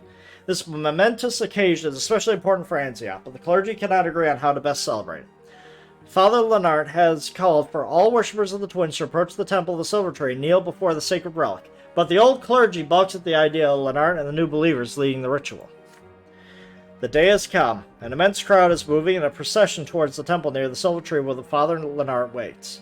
But an inquisitor by the name of Jean stands in her way. Eugene. She strikes a defiant pose. Confronted by a member of the Holy Order of the Inquisition, the procession reluctantly stops. People, turn back. Those who attend Lenart's rites will succumb to the new faith. Those who reject the lots will defy their divine design. You're about to break the wrath of the gods down upon you all. Open your eyes, go back to your homes, and pray to the twins. The procession wants to move, but the people are confused, until Father Leonard makes them walk out of the temple and meet Jean face to face. People of Anzia, no one has the right to deny you the sacred ritual of worshipping at the tree, not even the Inquisition. Is such a denial not more likely to provoke the wrath of the twins? The Inquisition must know that the faith does not seek to challenge or defy the twins. We're merely trying to correct the mistakes of those who came before us. We do not anger the twins. We merely vex those who refuse to accept the dawn of a new age. Jean finds herself between a rock and a hard place. Seeing that she has no other choice, she lets the procession pass. New faith numbers have swelled of late. It cannot be stopped now. And we're back to a schism. Here we are, the Festival of the Silver Tree.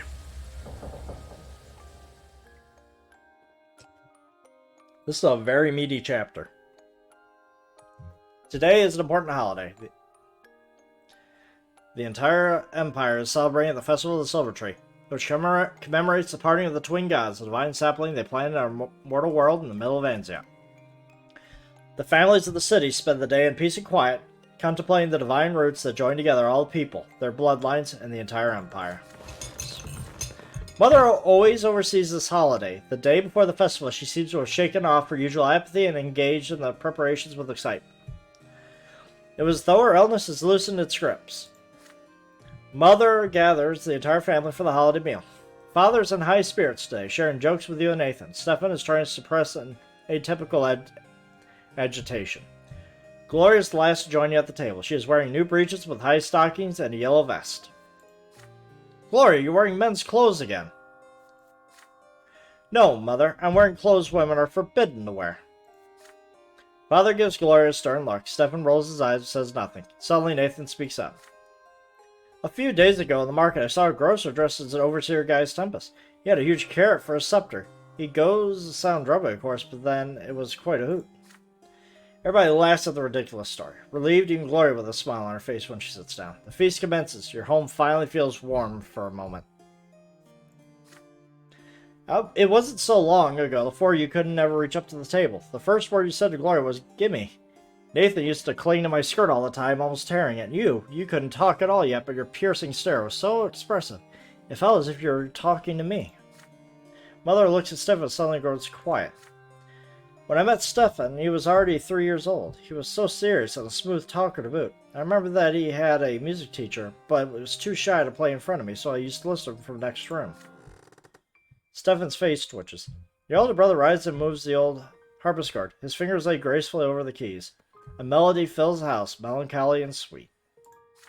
The last note lingers in the air, then awkward silence. The family is awestruck. Words fail you all. Who wrote that? No man for the capital between a drinking glass of wine and beating a servant? Your sister's kind remark puts an end to the warm, cozy atmosphere. Stefan calmly turns to face her. No, it was Aika who composed this piece of music. It's called Mother. Mother rises to her feet. She would have needed to help do this just recently, but now she treads unassisted towards Stefan and draws him close. Stefan puts his arms around his stepmother's waist and detaches himself awkwardly. May the twin gods bless you, Lydia. Gloria considers the scene with thinly veiled fury in her eyes. Of course, highborn nobles like Stefan are made for the arts. They're the only ones lucky enough to have a soul and experience inspiration. Unlike us, the lowborn, we aren't supposed to feel anything but suffering, let alone express it in poetry. Everyone noticed that Gloria's clutched pages filling with writings, her poems. Her sister casts a mournful glance at the family, her eyes rest on you.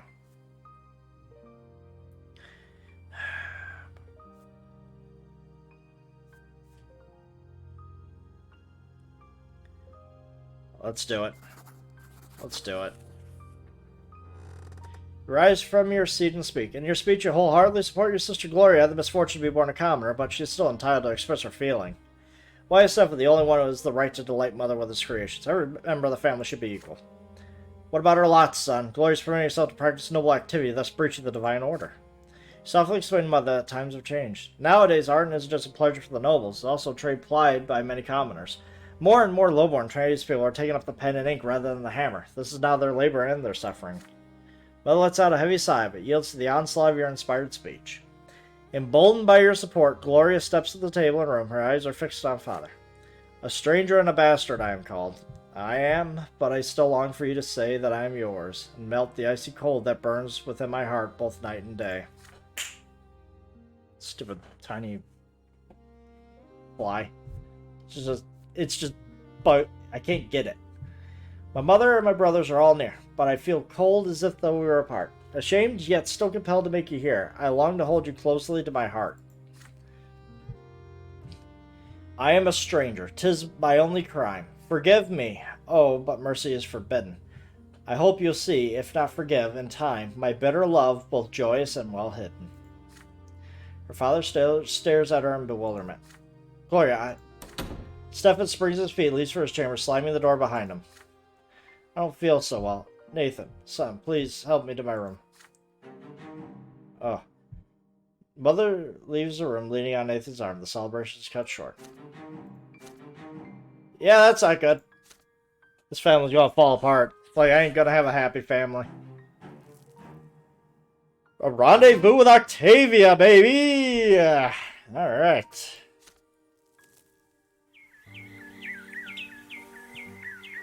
Octavia and you do not see each other very often. Sometimes in the days wear on, you forget about your unusual liaison. But the Archduke's daughter bursts into your life and you abandon yourselves to passion until she disappears again. Today, Octavia is waiting for you at her summer home in the city. It is a cozy little villa, well concealed from prying eyes and a high fence. Beyond the fence is a glorious garden. You've never seen one so beautiful and magra. Octavia meets you on the veranda. She is wearing a light frock that leaves her shoulders exposed. Her black hair cascades down her back. You bow to Lady Milliandius. She grins and draws you towards you that you sit down by her side. The sun is melting beyond the horizon. Octavia commands her servants to leave you alone. Tonight she is strangely pensive, barely touching her food and drink. You cautiously inquire if anything is amiss. Listen to me. I'm at a crossroads. My father, the Archduke, is planning to send me out of Magra for a while. Apparently, in his opinions, my escapades are bound to cause trouble for our family.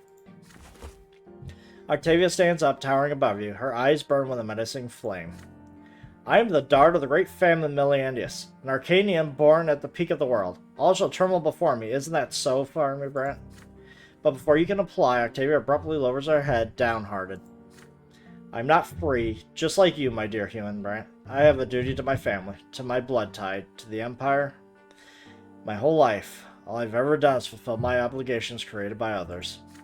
I have no aspirations. Everything is preordained. What the world is like, how I ought to live, what my father doesn't decide for me, those two up on the peak of the shining pillar already have. I'm looking for a way out of this cage. It must exist. I study history, but all I find are tidbits of lost knowledge, but believe that I'm not the first to try to escape the chains of this world. What am I to do? You yearn to break free of the fetters of fate just like I do. You have escaped the commoner's lot and joined the higher estate, but your new lot is just as much of a prison, isn't it? Could it really be that none of us will ever be free?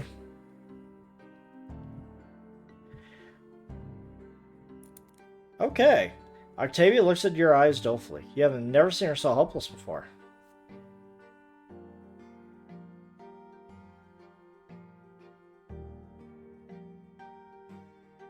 Yeah, no, that doesn't help. You ask her about the lost knowledge she's been seeking.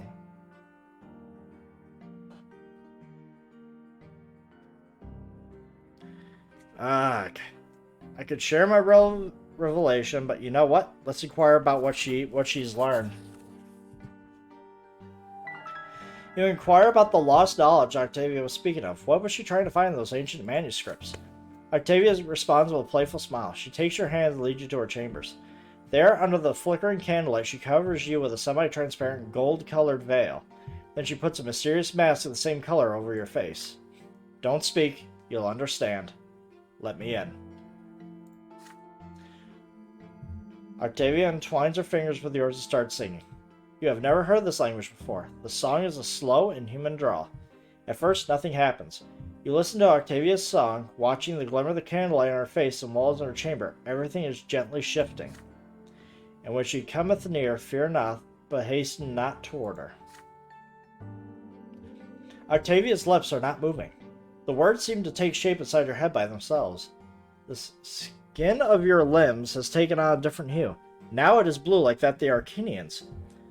Who is sitting opposite of you? Octavia? Yourself? You cannot tell anymore. Everything has become one. The world fades away and shatters. Your body, the walls, the rooms, the buildings, the city, everything grows pale and dissolves in the light. All of it, the lots, the empire, the twin gods themselves, is but a dream. And you have wandered through this dream all your life. You come to your senses in the dead of the night in Lady Meliandus' bed. She is lying beside you, asleep, naked, her black hair spilled across the pillow. You run your trembling fingers over her skin. Octavia is sleeping soundly. Woo! God, I'm still at -5. I'm just exhausted all hell. But my theology's out of 10. I could do some damage now with rulings. 24 years old. And we are, like, in the depths of ruin. The Emperor's heirs in danger. News from the capital quickly reaches every corner of the Empire. Jerry and Flavius, the heirs to the throne, have left the Emperor's palace for the province of Monia, which is ruled by the Great Chancellor Agarius Monroe. The Great Chancellor has accused the Emperor's court of harboring malefactors, conspiring with the Imperial heirs. This is why he has offered them shelter and safety in his own impregnable citadel. The common people are particularly worried about the news. They take it as a sign that the Chancellor is seeking to solidify his power by holding their heirs hostage. If this continues, Monroe could coerce the Empire into revoking the Imperial law, thus depriving the common estate of any and all rights. All hope for reform in the Empire has vanished. From farmer to rich industrialist, the commoners are growing desperate. In your province, the authorities are trying their best to put the people at ease. The magistrate of Anziat makes a speech from this balcony, the excited crowd below.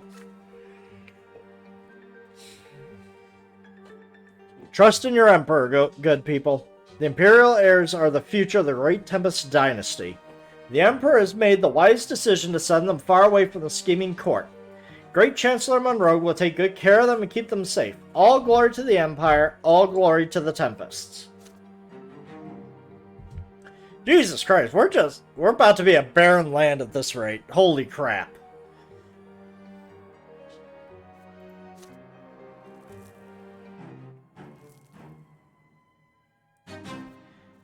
The chapter, Peacetime ends soon. Examine possible chapter endings, check which way you are headed. To achieve the goals you have chosen, you'll have to meet all of its conditions at the end of the chapter.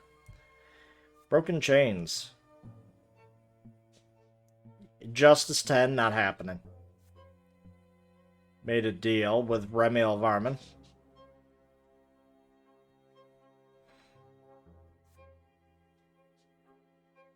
Court of Honor. Okay, conditions. Career, 8 or 9. I need my career to be high. Holy shit.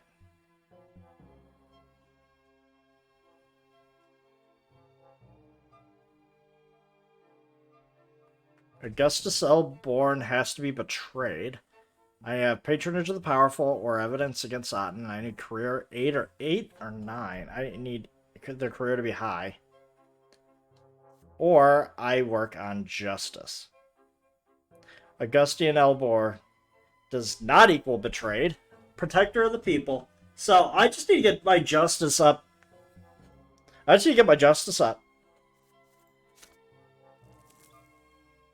Or, I mean, what's my justice? Oh, yeah, it ain't happening. I guess I would have to work on my career.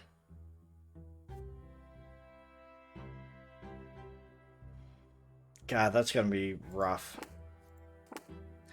You're walking up the marble stairs that lead to the door of the prefecture. The sword of the younger twin carved from the stone looms above the doors. Just the case of Dorius Otten now looms over you. Preparing this case will take many long months, or even years. The words of the Prefect Elborn are evidence enough of that, and time again you ask yourself, are you ready to see this case through to the end? Father meets you at the stairs, and judging by the dour look at him, news of your most recent case has already reached him. Son, I didn't want to discuss this back home. Elborn is our friend, and I stand by him at all times, but he's dragged you into something that is far too dangerous. I'm not going to repeat your grandfather's mistakes, so I won't tell my son how to live his life or what to do. But I ask you to please consider our family. Would it be worth it to let us come to harm, even if the triumph of justice and law is at stake? There are already rumors at the prefecture. They say you are getting ready to summon a highborn Arcanian to court. Soon these rumors will spread beyond the prefecture walls.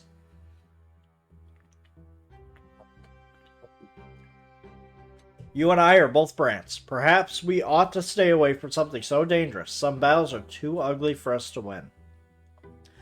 You can always slow down the process, bide your time with routine paperwork, avoid attracting unwanted attention.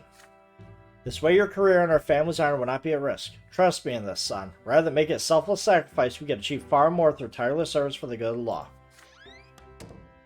You promise Father you will consider his words. You say goodbye and return to your office. You're at a crossroads. If you are to make any headway in the case against Otten, you must start now while the trail of his misdeeds is still fresh. You have little first-hand knowledge of Otten's criminal wrongdoings. Only Thomas's story is what you've seen for yourself. Turning this case into a trial requires far more evidence than that. Your friend could be the key to the entire case, if he can help you find the other men who have suffered under the remorseless Arcanian.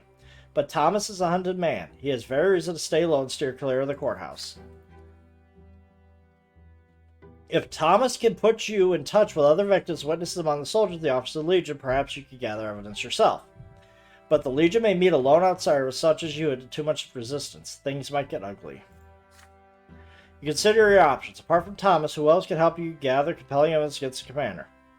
Otten is an Arcanian from an ancient dynasty. Anyone involved will hold their tongue no matter what.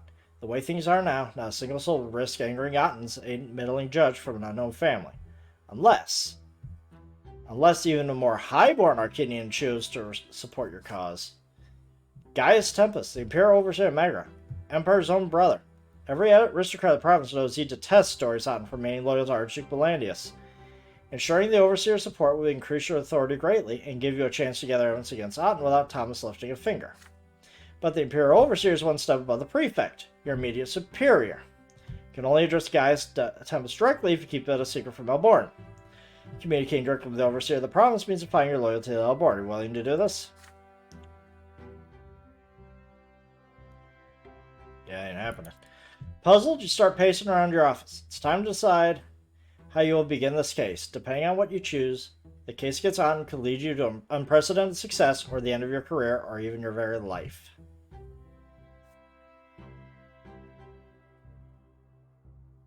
Yep.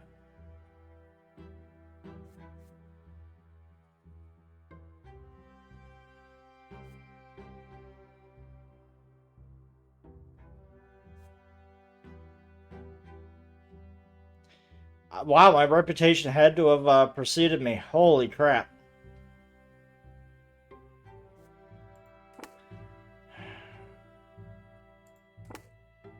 Let's do it.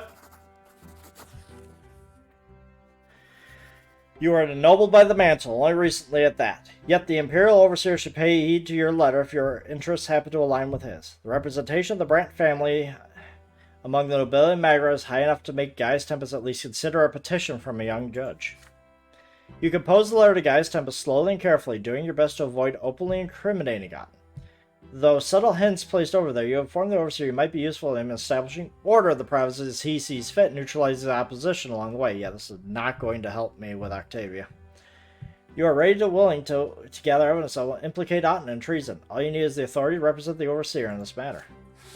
At last, the letter is finished and sealed with the Brant family crest, a branch of vert wrapped in a heavy chain. To your surprise, the Overseer's reply arrives just a few days later. Holy crap. This is good. Judge... Oh, it's this guy. He likes me. Judge Brante, your eagerness to serve the Overseer is praiseworthy indeed. One does not doubt the good intentions of the Brant family, whose reputation precedes them. The future of the Empire rests upon the shoulders of young nobles such as yourself. As the Supreme Commander of Magra, I cannot condone such lawless behavior in my Legion. It is your duty to investigate the Legion officer tainted by such allegations, and no one may interfere with the performance of your duty. You will soon receive a document to the effect that you represent in the interests of the Imperial Overseer in this investigation. However, do not make haste to publicize any evidence you might gather. This matter is too delicate to act recklessly. You will receive word when the time is right. From this moment on, Sir Brant, the Imperial Overseer holds you personally responsible for this endeavor. With your authority thus expanded, you begin the investigation at once. The fiat of Gaius Tempest is enough to open doors to make people talk. No official employed by the Imperial Legion can refuse an inquiry made with the Overseer's authority. You soon learn the names of several Legion officers who have already met a lesser death than a duel with Otten. all of them nobles of the mantle, ennobled only recently, young and full of potential to serve the good of the Empire. None of them are eager to speak of the duel. All of them are anxious to avoid getting challenged again. For many of them, another duel would be their last. They finally agree to have their statements committed to ink and paper. Only after you reassure them again and again that their testimony will be put an end to Otten's murderous rampage. Their statements paint a picture. There is a method to Otten's madness, you realize. All these officers disobeyed the commander at least once or now express their disagreements, no matter how respectfully. More and more officers are starting to realize that Otten's loyalty lies with Archduke Melandus as not his lawful superior to the Overseer. So more and more officers are getting challenged by Otten. Having Otten's duel has gone beyond his passion for sword fighting, with they just an excuse to eliminate any suspicion of his treason. The relatives of the officers who have met true death in a duel are the hardest to convince. Widows, mothers, fathers, they all say the same thing with the same grim expression. They have nothing to complain about. Nothing can be done anymore. The officer met his death in the line of duty, and that is all. But you are persistent. Eventually you persuade them to admit that their husbands and relatives all met their end at Otten's hands. In all those duels and deaths, you begin to notice a trend. None of them were sanctioned or monitored by the Court of Honor. Noble tradition demands that every sword fight be sanctioned by noble society and overseen by a representative of the Court of Honor. So Otten thinks himself above even the noble traditions of old. I need the career to go up. The once thin folder against Otten grows fatter by the day as you write down every instance and incident, every name, every circumstance. One day, Prefect Elborn pays you a visit to see your progress firsthand. You show him the results, but wisely refrain from mentioning the aid you have received from Gaius Tempest or the loyalty you have sworn to the Overseer in return. You've done great work, Brant. I am quite surprised you managed to gather all this evidence on your own. Commander Otten isn't even bothering to cover his tracks. I must say, this evidence alone would be enough to indict anyone. Anyone save for our Arcinian noblemen, sadly. So your work here is far from over. I see you realize that. The way things stand right now, summoning Arcinian to trial in a court of law would indict us rather than him. It'd be best to postpone the case for now, but keep the folder safe and secure. If we want any chance of getting him indicted in court, we need to make the nobles of the province recognize duels and acts of murder. This means defying a tradition of old, a road perilous and seldom traveled. It means enforcing the rules of law over the Anziot gentry. For now, Brent, return to your other duties and pay particular attention to any dueling incidents. We'll take our next step against Sir Otten when the time is right. You are betrayed, buddy, and you don't even know it. I went over your nose. I have the evidence.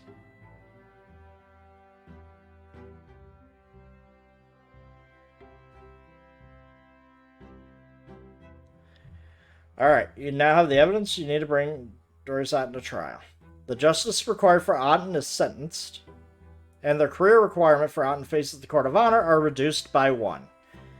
Okay, so I just need to get my career up to 8? Stefan's Gambit. This event is a consequence of previous actions. Here we go. Difference. I think I can do it. I think I can get my career up just enough for it, because justice just ain't happening.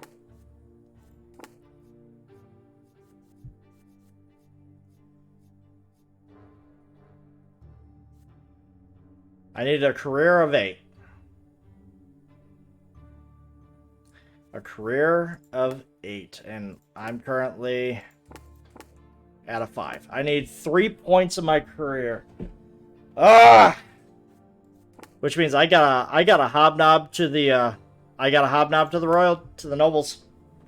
Like, my justice is just going to really hurt. You have hardly found any time for your family matters this year. The events taking place in the city keep you busy at all hours. Tonight you come home extremely late, but the fireplace in the sitting room is lit. By the fire you see Stefan with a glass of wine. Your elder brother has been waiting for you. You take a seat in the chair by Stefan's side. Your brother keeps stirring his glass with his long fingers. Farmer, we need to have a talk to Glory. She flatly refuses to behave as she ought to. Her antics are ruining her family's reputation. If this situation persists, nobility of the sword will be out of the question. Brother, I do not wish her ill, but we have no right to sit idly by. Regrettably, Glory will never truly be a part of the Brant family. Her origins are too tarnished, so it's our duty to find her a new family. It's time Glory got married. But we can't just give our sister to a commoner, can we? And how could any noble wed her knowing her origins? It's been a stumbling block for a long time, but I finally found a suitable match for her. His name is Jose El Peltier. He is a young nobleman of the sword, recently graduated from the college, now has a position at the city hall. Do you recall a reception several years ago? He couldn't take his eyes off Gloria. Peltier has been obsessed with her ever since. Not even her lowly origins can deter her. Admittedly, Gloria does not reciprocate his affections just yet. So let's convince Gloria that becoming Sir Peltier's bride is a chance to escape her current situation. And then let us pray she comes to her senses and pulls her rebellious ways behind her. Isn't that an ideal solution? After marrying him, Gloria will be a noblewoman herself. We'll be granting her the freedom she's craved since she was a girl, and she can write poetry and do whatever else takes her fancy. I will enter into negotiations with El Peltier family. Rumor is, as Jose's father already has a future wife in mind for him, the daughter of an important chancellery official, but Jose's passion must win out in the end, don't you agree? As for you, please help me with Gloria. You're closest with her. You can see how beneficial this match will be. She must fulfill her duty to the family that took her in, after all. You're at a crossroads. Will you accept his brother's plight or refuse him? Will this marriage be a blessing, and for whom? Alright. I'm sorry, Gloria. Sending you away. You remain silent for some time, weighing your decision. The plan your brother has proposed sounds reasonable. In a new family, and with a noble title, Gloria will be able to pull all the resentment about her fate behind her and be free of the limitations of the lowly estate. She'll just be with a husband she can't stand. You let Stefan know you are in on his side. A broad smile lights up his face as he reclines on his chair.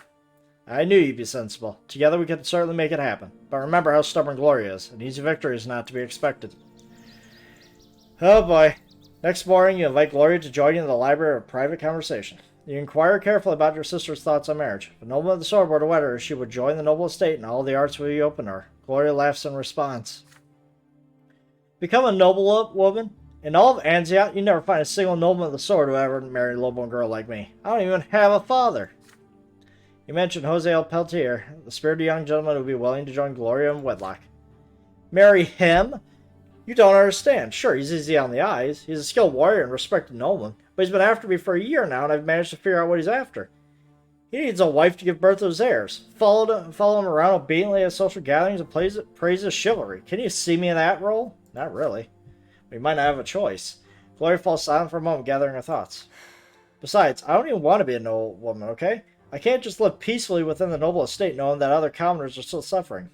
I can't just pretend their misery had nothing to do with me. Try to give her a taste of the benefits of noble name bearing, but your sister doesn't even want to hear you. This is all Stefan's idea, isn't it? You never throw me out of this house on your own, so hear this. It's not going to happen. Later, you inform Stefan of your sister's refusal. His face turns to stone. The ingrate. I've almost come to an agreement with the old man. All the pains we've arranged in our future and this how she repays us, well, we'll proceed before consulting her. Brother, we need to devise a way. Oh, Darth! Hey, how you doing? Thank you for the raid. How are you doing? How's everybody doing, guys? So, if you guys don't know, my path in this game, I am a judge. And right now, I am siding with my brother in this. In trying to marry off my sister. Because dude, the judge is so difficult. Like, I've been trying to toe the line down the middle, like, this whole game, and holy crap, it is so difficult. Like, I currently have such an asshole that I've got to, take care of. Like, my goal right now is I have to get a commander to face the Court of Honor. All I have left is to get my career up to a level 8. It's currently level 5. I just need to get it. I just need to get this at the end of the chapter. And it is so difficult. I'm probably going to be the most corrupt judge of all time. But I will find a way of getting this guy, like, indicted. Currently, the way that the family's going, we are absolutely in shambles. My sister hates me. My brother, he doesn't really care either way. He likes me. Hey, I already got past that point of getting the Mark of Dishonor. I am happy with that. Mother, she's okay. She's grateful for me. Father, he's grateful for me. He likes me. Grandfather, he... Oh, that's... Okay, whatever. Anyways. Grandfather, this asshole absolutely... actually loves me. Yeah! Oh my god. If my reputation goes to zero... Dude, my rep cannot go to zero. Where are we? Where is personality? Nope, that's not any of that. It's okay. Don't worry. Like, I have my VODs you guys can go back to. This is insane. And you haven't been following under. Thank you for following.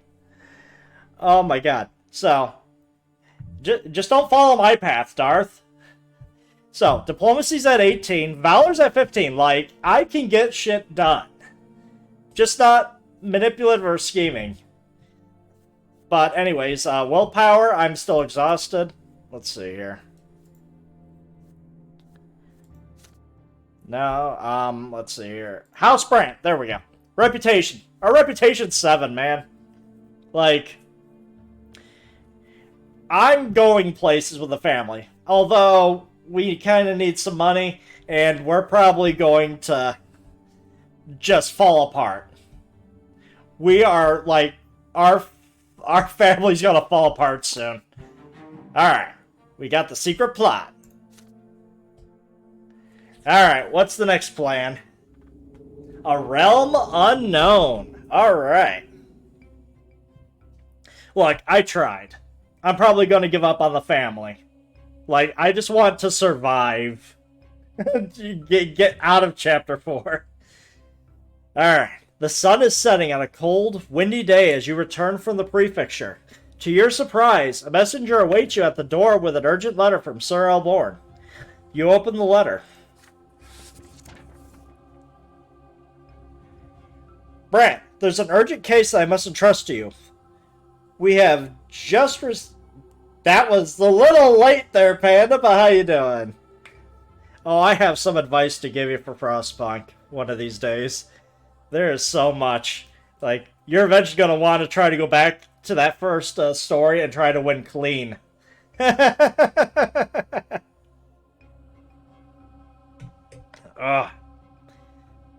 Now that you know what you can do, you can always do better. Brant, there's an urgent case that I must entrust to you. We just received a report that a secret society formed by young nobles, the Archduke's family, may be involved. This concerns me. I suspect a possible plot to depose the Overseer Tempest. Normally, the Secret Chancellery handles all such cases, but I'd rather investigate the rumors of the plot before there's any action. Preventing unnecessary bloodshed and disgrace will be prudent. You are to investigate this matter as soon as possible. The gendarme's tracking down a suspicious nobleman by the name of Alexis Lance. Based on his confession, a meeting of the society will be held tonight. Unfortunately, this is all we were able to learn from him.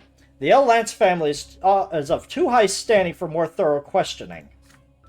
Fortunately, all members of the secret society wear masks when attending the meetings. We have acquired L. Lance's personal mask, and I will ensure that he is late to the meeting. You should be able to impersonate him quite easily.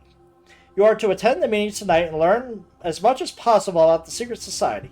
This will allow us to foil a dangerous plot or save many young people from the secret chancellery. Oh man, this is not good. I can only imagine who's going to be a part of this. I'm not a scheming person, so spy work is not my strong suit. Just have me go in swords blazing. That might work better.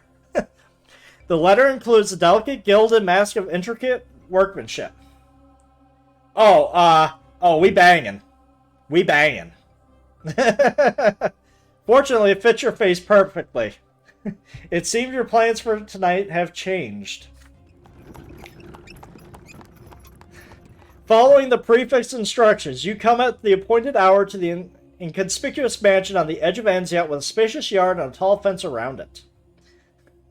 The gatekeepers bow and open the gates as soon as they see you. It seems the mask is enough to convince them that you belong inside. Inside the yard, you see noble carriages, many more than you had expected. You are ushered into a dressing room of sorts. A change of clothes already awaits you inside. A curious garb, a square of flowering, a sparkling cloth with clasps and cords to keep it from unwrapping. You have never seen anything like it. With this strange robe and the gilded mask over your normal clothes and face, you cannot help but feel rather silly. This attire feels positively unsuitable for any kind of plotting or scheming. Next, you proceed in a large room. The windows are covered in a black cloth to keep prying eyes away, but if you forget about it moments later, what seems to be a strange performance is playing out before your very eyes. You hear droning, unfamiliar music coming seemingly from nowhere. You see candlelight dancing and glimmering. Ribbons of gold and silver are hung along the walls of decorations. And there are people, many people like you. They are dressed in flowing robes and delicate gilded masks with narrow slits for eyes. The people are talking. They stand unexpectedly close to one another, their hands on each other's shoulders. You approach one of the groups, hoping to overhear the subject of their conversation, but you almost recoil when several arms reach out at once, attempting to grasp you tenderly by the shoulder, steeling yourself as you put your hand on another person's forearm. The masked people seem friendly and genial. No one appears surprised by your insecurity, and their conversations are also quite out of the ordinary. You hear unfamiliar names that can belong to legendary heroes of old, or to the people here who have taken them as secret identities. You hear mentions of books while you do not know emotions they felt while reading them. Their conversations feels like a strange dream. It's like a masquerade for a book club, man. You hear several voices singing in a far-off corner of the room. There are no lyrics to the song. Each voice maintains its own note. Together, these voices form a tender, softly aching melody. It feels enrapturing. It spirits you away. You feel so distant now from the purpose of your visit, so withdrawn from the judge's trade, so far away from the Empire, and from your very self. A hand touches your shoulder, bringing you back to your senses. A pair of familiar eyes look at you intently from behind a glinting greenish-silver mask. They belong to Octavia. You pull back and bow to the Archduke's daughter. Oh yeah! This was bound to happen. I believe I recognize the man behind this mask. I've never expected to see you here today, my extraordinary human. Oh yeah, and not only, I am not her plaything. We are equals. I made sure that we see each other eye to eye, not under her foot. But I must behave here. You best do the same. We are not alone. It would be best if we are not seen too close to one another. As for this place, Sir Brant, allow me to explain. This is my circle of Latari, and before you ask, no, we do not plot, nor do we scheme. We have removed ourselves as far as possible from such machinations. This place is a little world of our own, a brief respite from tradition and noble customs and other such fuss. Our gatherings is but a pretense, a game of make-believe. We pretend we are neither nobles nor citizens of the Blessed Empire, nor humans nor Arcanians, but the Latari. Do you know what this word means? I would not be surprised if you have never heard of the Latari. These days, the people of Latari are mentioned in only rare historic works. Long before us, in an age where this land was fertile and green, the Latari lived upon the land and would become Magra.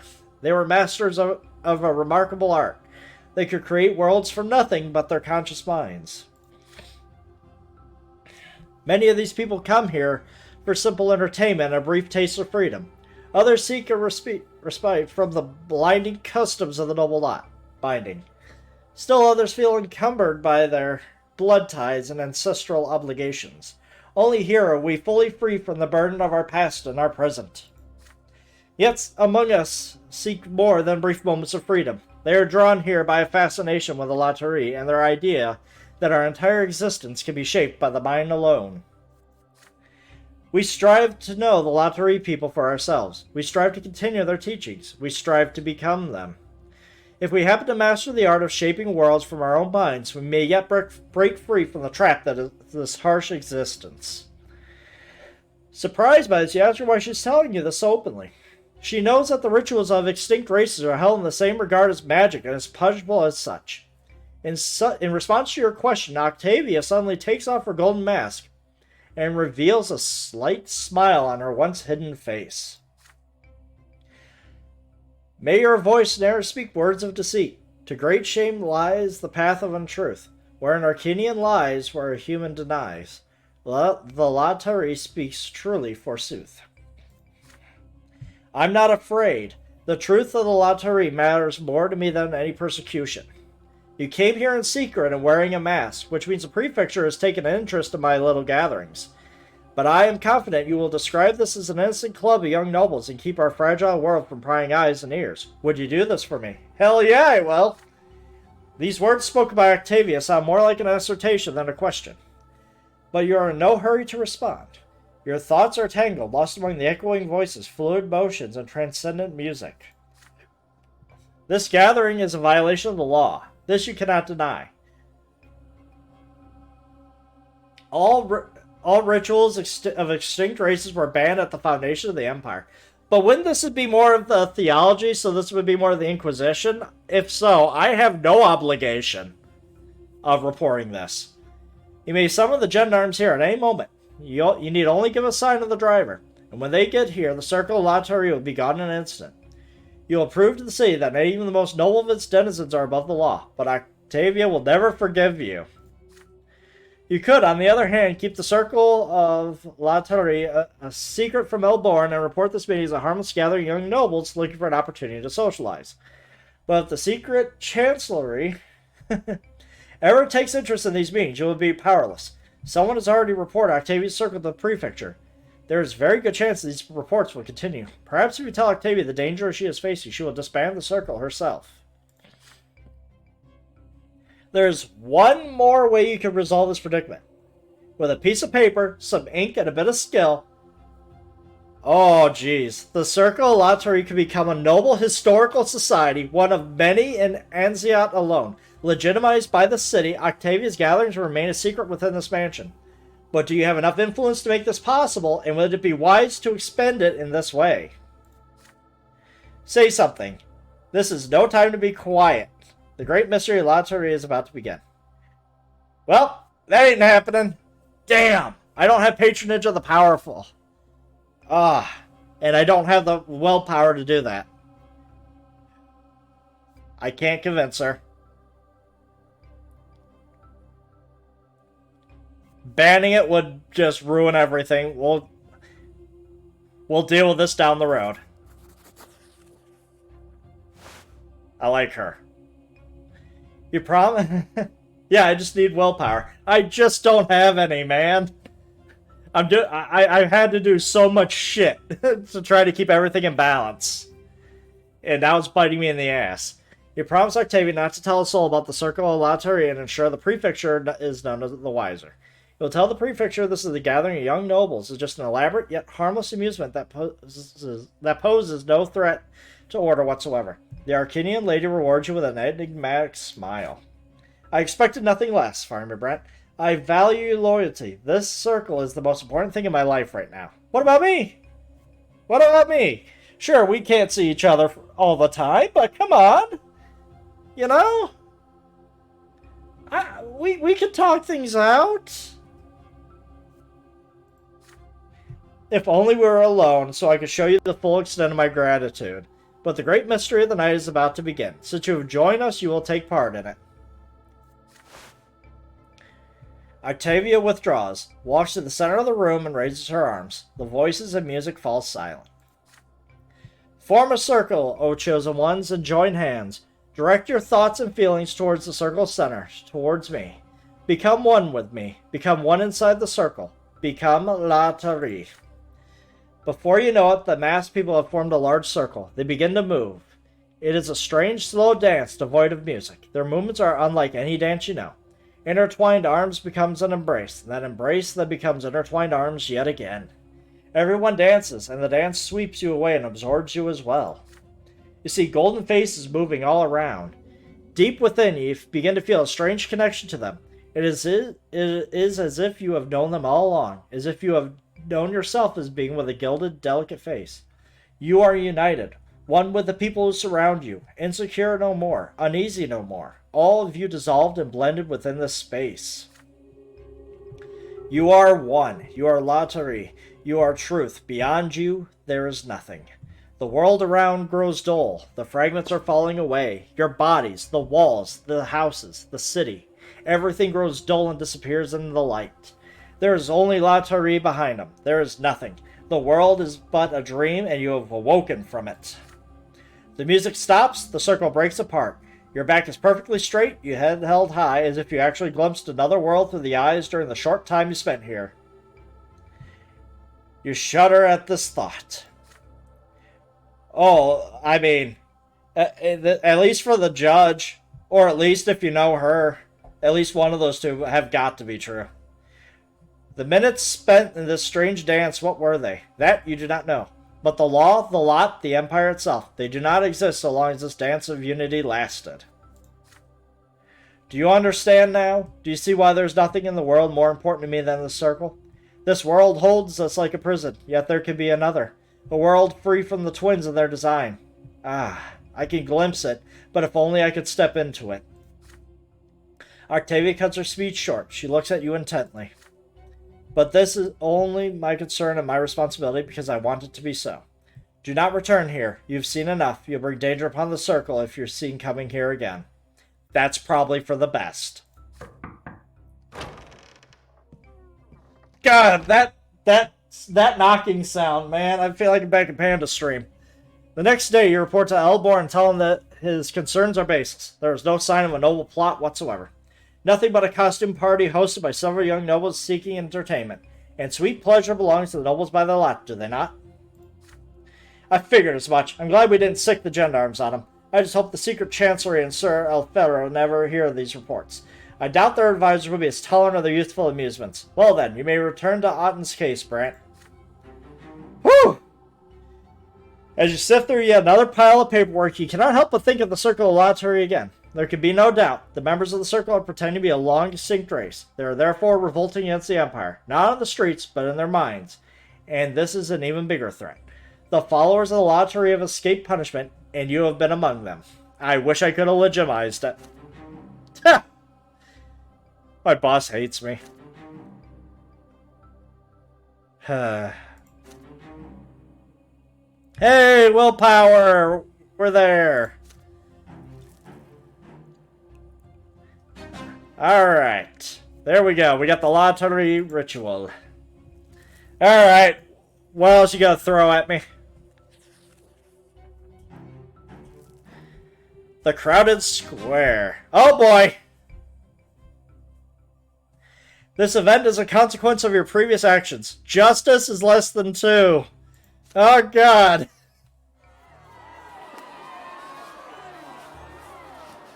Oh man, this is not good. I need to get this thing up, but yeah, everything's about to go crazy before I can do anything. Your most recent verdict seemed to have convinced the nobles of their absolute impunity and complete rule over the lowborn estate, and now the commoners in every corner of the province grovel and scream as their landlords take and punish and humiliate. Any attempts to appeal to justice will not succeed. The judges reject all complaints against nobles without even reading them. Today, there is a large gathering of people in the square in the front of the prefecture, but this is no festivity, no celebration, no joyous occasion. This is a mob of commoners, and they have come to ask for justice. Many are on their knees, begging and praying. Those with the loudest voices stand on tall barrels, screaming at the prefecture. Do you hear us, Sir Prefect? We ask for justice. We beg for protection. The tax is too high. We can't pay it twice. Our families starve, but we pay our last coin to the Duke and then the Overseer. Prefect Elborn watches the crowd from his window, lost in thought. He knits his brow and turns to face you. This is how a riot begins, Brant. The commoners are only asking for justice now. If they don't get it, they will try to force soon enough. Imagine what will happen if they all bring torches the next time.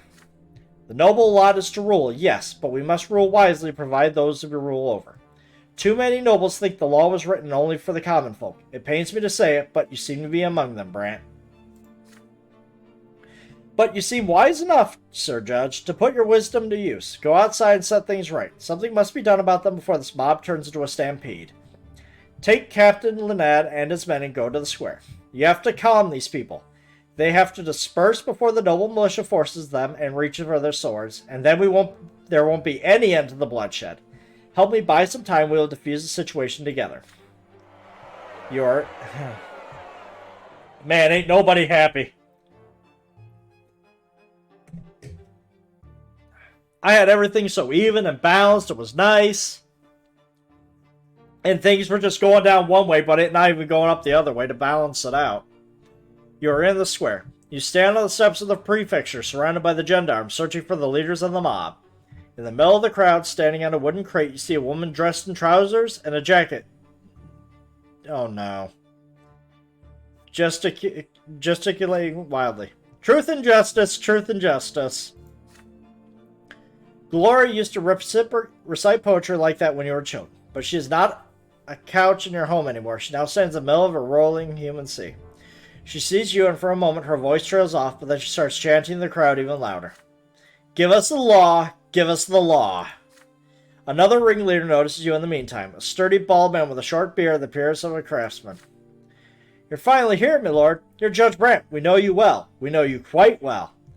We're looking for a way to help His Highness Gaius Tempest hear our pleas. If the prefecture can't protect us, then His Highness is our only hope. I can do whatever the hell I want here. Holy shit. The cries and screams grow louder and fiercer. Slowly, the mob of petitioners begins to advance towards the prefecture. The gendarmes are ready to fight back. Captain Lanad eyes the crowd awaiting your orders. Have the mob arrested. I can do that just because I have valor and willpower. I can make peace with them. I am the protector of the people, so I can do that. I can kill the ringleader. Grant their request.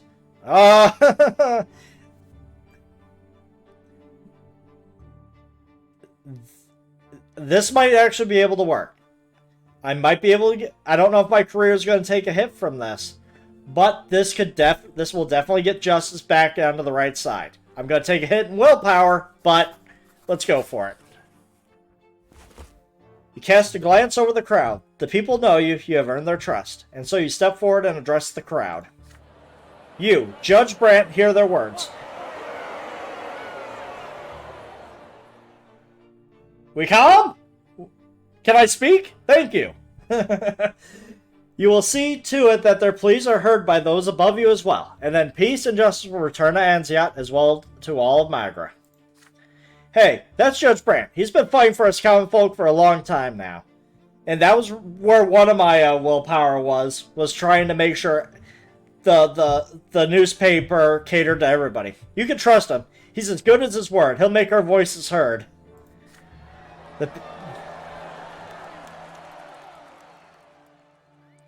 Vote for Judge Brante, 1143. The people hum in approval. The name Judge Brante carries weight among them. The more sensational your verdicts have earned you the loyalty of Anziat's common folk.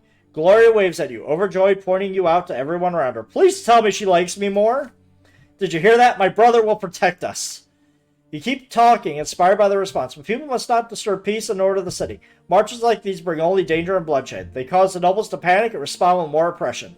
The voice of the people have been heard, you insist. Now it's time to walk away. The crowd obeys. Slowly but surely, the mob disperses. The gendarmes were prepared to break up the crowd by force, but now they watch in astonishment as the people walk away of their own volition. Your speeches are a gift from the twins, Judge Brante. You keep that up, and that's the boys who are going to lose our jobs. That was fine work if I ever saw it. Even the city rulers would be pleased to hear that the mob broke up on its own. You rub your throat. You seem to have lost your voice. Oh, thank God. Woo! Diplomacy, baby! 19. I'm almost there to 20 in diplomacy.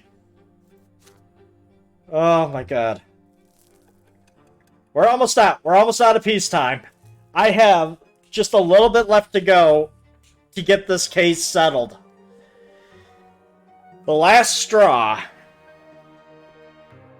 Alright. Alright. I need to take a break. I need to go pee, grab some more water and whatnot. So I'm going to throw in a 3-minute break. So everybody just go, stretch, drink. I'll be right back. Alright.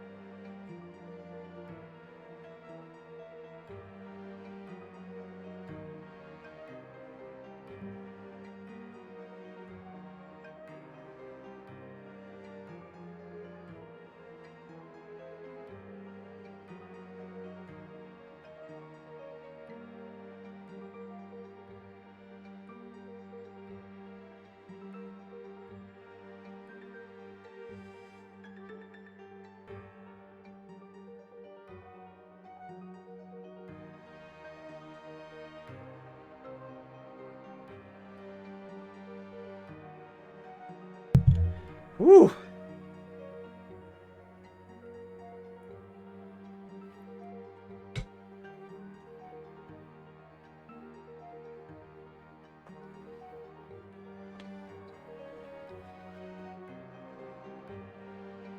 Oh man, I love it.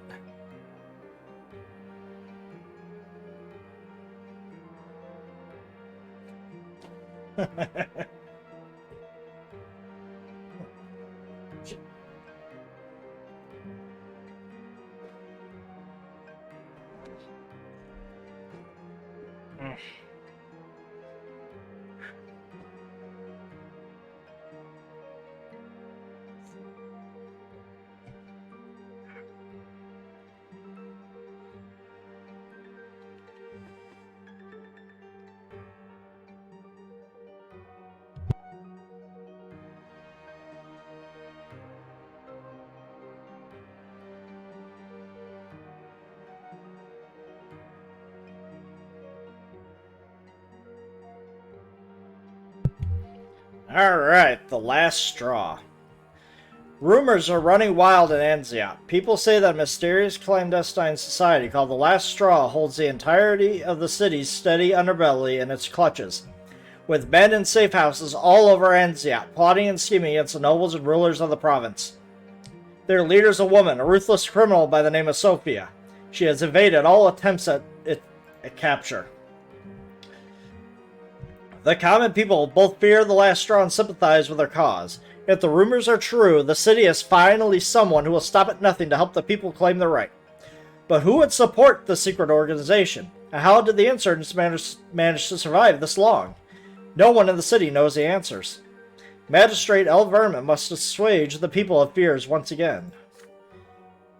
The vile mutineers and heretics who call themselves the Last Straw will be caught and executed very soon, and anyone who has given them money and the shelter will meet the same fate.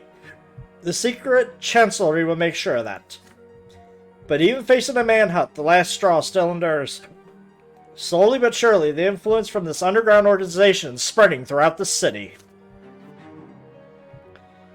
Man, we are just all sorts of bad. Like, the wealth of the city is just destroyed.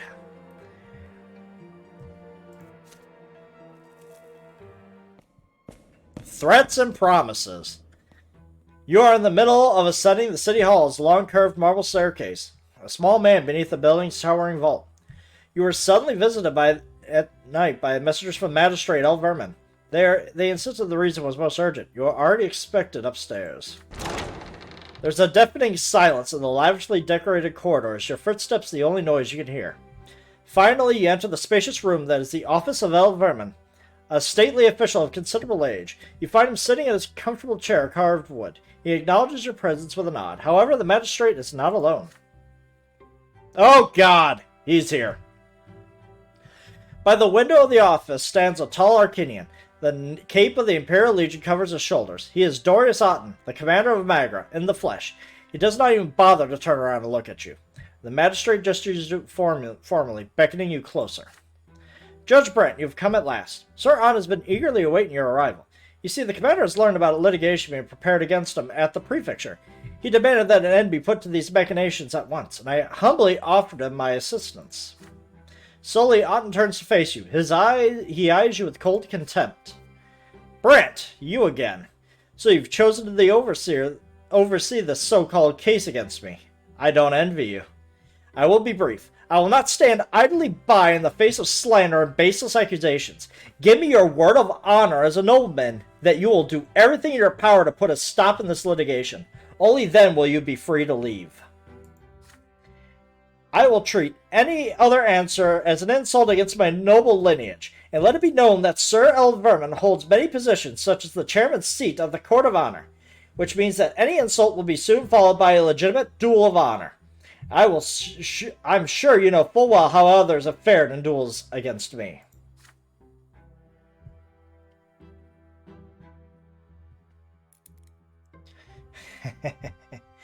Otten turns towards the window before you say anything, as if your answer has already been heard.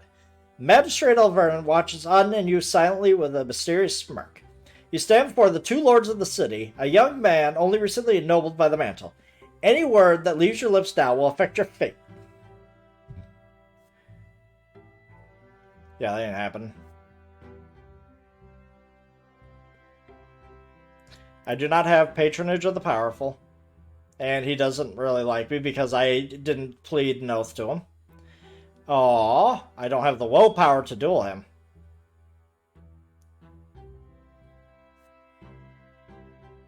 Okay. You know what? This works. Me being a good talker just pays off sometimes. Alright. I'll put him on ease. Stressful enough as is. Defying Otten's will now means facing true death by his sword, and your family be the left to suffer next. You have no choice but to lie and mislead the enraged Arcanian, doing what you can to mollify him. And so you bow deeply and speak as meekly as you can. Indeed, you say, His Excellency has every right to feel wronged by the prefecture. There's indeed a folder to his name on it in the archives. But you do not seek to besmirch Otten's honorable name. No, quite the contrary. You have merely been told to investigate slanderous rumors of illegal duels, and so far you have found no evidence that could tarnish the honor of Commander of Magra. It is true that Sir Otten is an impeccable master of the sword, no opponent can duel him without suffering a lesser death, but His Excellency has every right to duel whomever he chooses. You, on the other hand, are but a humble servant of the law. To you, even the thought of initiating litigation against an Arcanian lord is simply unthinkable. Who would ever seek to judge guilty those who have been chosen by the gods themselves to rule over the Empire? Quit your groveling, Brante. I don't need you to waste my time on a duel to see you're no threat to me. So much the better for me, then. The Archduke is expecting me already. But pray the twins if I ever hear a word of the so-called case ever again. Farewell. Chances are if he hears of another case, it's going to be, because I got evidence to make sure he does his true death. Otten quickly walks out of the magistrate's office. Once his cape has disappeared down the long corridor, El Vermin turns to you with a smile of approval.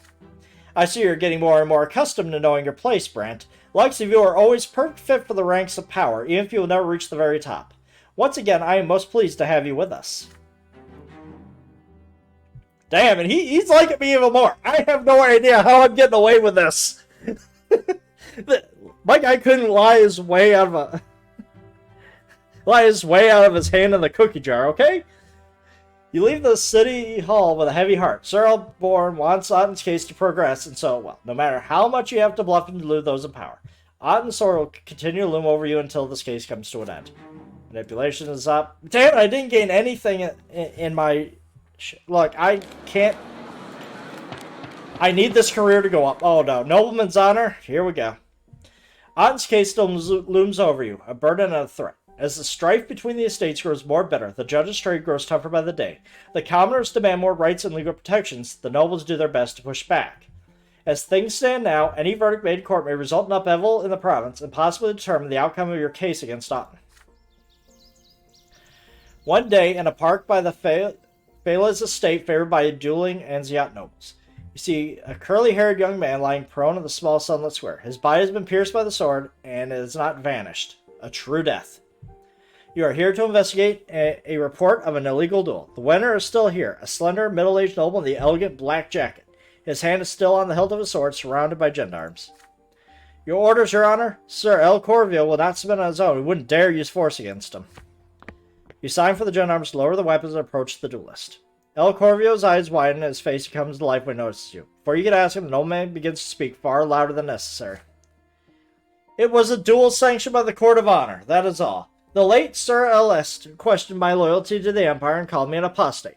He left me no other choice but to defend my honor, and now he's dead. Please be quick with the verdict, Sir Judge. I'm expected at the capital. You do know who I am, don't you? Who are you? Ah, he used to be captain of the Emperor's personal guard. Okay, so he's quite renowned. Before you can say a single word, a carriage bearing the crest of Magistrate Elverman rolls through the gate. The magistrate furrows his silvery brow. He looks at the sorrowful scene, then gestures politely for El Corvio to approach his carriage. With a chuckle, the duelist walks through the line of gendarmes and leans on the carriage. Meanwhile, the magistrate takes you aside for a moment. Brant, as you know, I'm the chairman of our city's Court of Honor. I refused to sanction this duel for as long as I could, since true death was on the line. But Alan El Corvio insisted that denying him would be a spell of trouble to the city of Anzia. Regrettably, he is a small yet important person in the Emperor's court. He used to command the Emperor's personal guard. I realize you must met out justice as your duty demands, but remember, duels of honor are one of the cornerstones of imperial tradition, one of the pillars that support the twins' divine vision for the Empire. You have the authority to punish El Corvio, but be careful. He might make a dangerous enemy, both for yourself and for all the nobles of Anzia. That fool LS didn't know this, and now he's lying there before us. We would be wise not to repeat his mistake.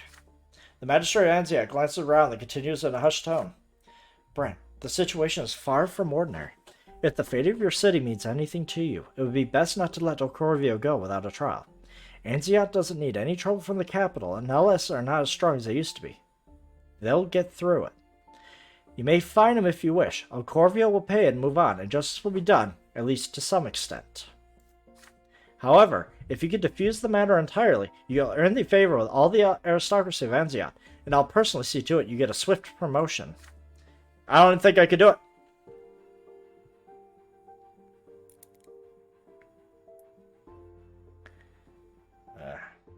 it. Capital punishment. Jesus Christ. Deep in thought, you gaze upon the body of the dead duelist, the long shadow of El Corvio. The decision you are about to make could influence all future duels of the province as well as your own standing.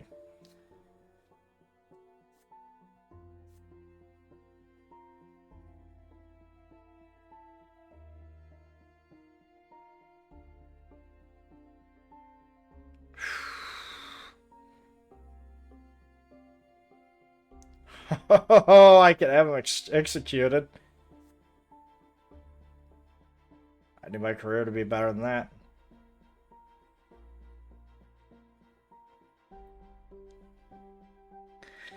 I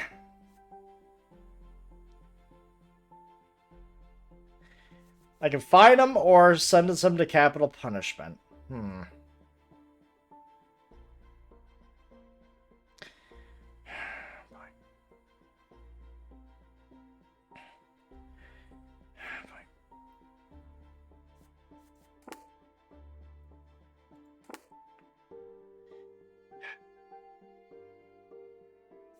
What was your... Yeah, I can't defuse it. I can't legalize duels.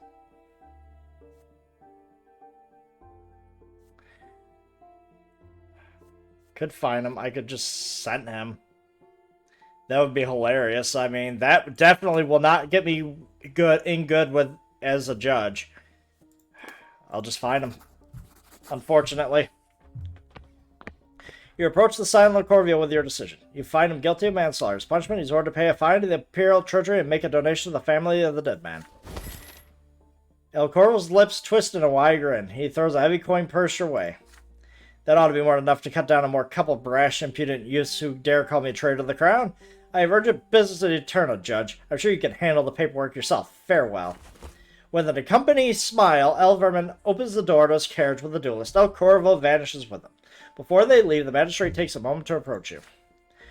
The Court of Honor thanks you for this wise resolution, Farmer Brant. Now I will placate El Corvo myself. You acted like a true noble, even though the trace of this incident will remain, unfortunately. Your reasonable action will not be forgotten. Yeah. 2 more points! 2 more points. You dismiss the gendarmes and return to the prefecture for care of the paperwork. As long as your report is worded carefully enough that nothing about the incident will clash with the empire-wide dueling ban. But no matter what the paperwork says, young Elist will still be dead. Full diplomat! Yeah, baby! I am top-tier diplomat. I don't know when that will happen. Oh boy, here we go. The hunt for my best friend.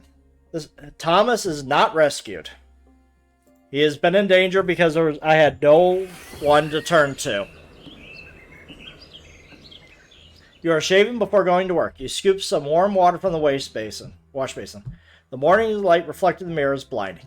A servant rushes in with an urgent letter, or rather a crumpled note. He says it's from a childhood friend of yours. You flinch involuntarily. A nasty cut appears on your cheek. Faramir, I'm in trouble. Otten knows that I helped you. Now he's finally decided to get rid of me. His henchmen are on my trail already. They'll find me no matter how well I hide. I'm out of time. Brant, if you can, for the sake of our old friendship, help me out of this mess somehow. If Otten finds me, I'll be off to the Shining Pillars. I'm all out of lives. Your friend, Thomas. You crush the note in your hands.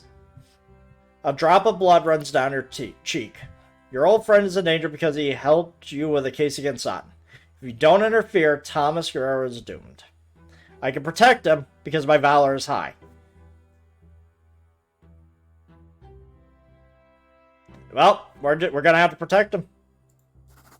I had no other choice. Because I need him. I need him alive. You failed to protect Thomas from Otten's revenge last time. You will not fail him again. You crumpled up the note, pick up your sword, and rush to help your friend. You know where Thomas has been trying to hide recently. The ruined palace of Char Maliandus, where you play as children. You get there just in time. You hear a familiar voice coming from the ruins of an ancient bathhouse. Quit hiding, you bastards. You won't take me without spilling some blood of your own. You followed the cry. In the middle of the old bathhouse, you see Thomas, dirty, his hair overgrown, a sword clutched in his hand. 5 men inconspicuously dressed in coarse clothing wielding various weapons are slowly closing upon him. They all freeze, stunned by your unexpected appearance. What took you so long, Brant? You hear intense joy in his voice. You rush to Thomas' side. Back to back, you start the fight. You are more skilled than Autumn's henchmen, but they outnumber you. You do not let them surround you, but the fight is still a tough one. You succeed in wounding one of the enemies in the leg to force him to drop out of the battle, but another huge bruiser is swinging a club wildly, and all you can do is dodge. You are quickly becoming exhausted. Thomas keeps pace with you. He performs a masterful counterattack against one of the enemies and skewers him with a sword. Unfortunately, his weapon becomes stuck in the enemy's body. He will not be able to dodge the other assailant. With a swift turn, you pull yourself in the line of fire and catch the blade with your glove. You steer the tip away from Thomas and run your sword through the thug's stomach with a quick thrust. But your triumph is short-lived. You momentarily lose track of the big fella and lands a heavy blow on your back. Your ribs crack, you're thrown several feet back. But the thug swings the bloody club again. Thomas hurries to help you. Die, you bastard. Everything turns red. You lie motionless and listen to the fight continues until several shrieks of agony announce that it is over. Thomas leans over you. An incongruous smile flickers across his face. Hey, Brant. I just asked you to help, not die in my place. Your old friend's stupid joke is the last thing you hear. Thomas's face, and then the rest of the world dissolves in a white light. My second death. It was bound to happen. Impenetrable darkness surrounds you. You stand alone, bare to your very essence. It paralyzes you. You have the urge to cover yourself, to hide. No one should see you so vulnerable, but you cannot conceal the truth in this place. You are bathed in an unbearably bright light. It has no hint of warmth in it. It is blinding. It leaves no shadows in the entire world. It is the light of the shining pillar itself. In this radiance, you can clearly see your thoughts and doubts, your errors and transgressions. The contradictions have permeated since your birth. They cover you from head to toe like rough gray letters, but they melt away in this light. You are naked. You feel liberated and whole. It is as though all the wounds and cracks of your soul have been healed, making the way as it should. It is as though the scales have fallen from your eyes. You see the true shapes of things now. These are the laws by which the world abides, the grand design that moves life itself. You tread a path that is barely visible to the blinding light giving shape to everything. In this light, you see the infinite complexity of the world, from the tiniest leaf to the enormity of the empire. And this world remains its balance by virtue of the law that was embedded in its duration during the act of creation. Sorry. Ahead of you, two figures are waiting on the path. They are gigantic, many times taller than a man. The elder holds a lash, the younger a sword. The younger gaze at you sternly, coldly. You kneel obediently before him and lower your head. The god rises a sword above you. This is divine retribution. There is no law without it, nor can be. Every action has consequences. This is what shapes the world, making its very existence possible. In this moment, beneath the gaze of the merciless God, you comprehend the law that binds the entire world together. Which manifestation of the law will you live by?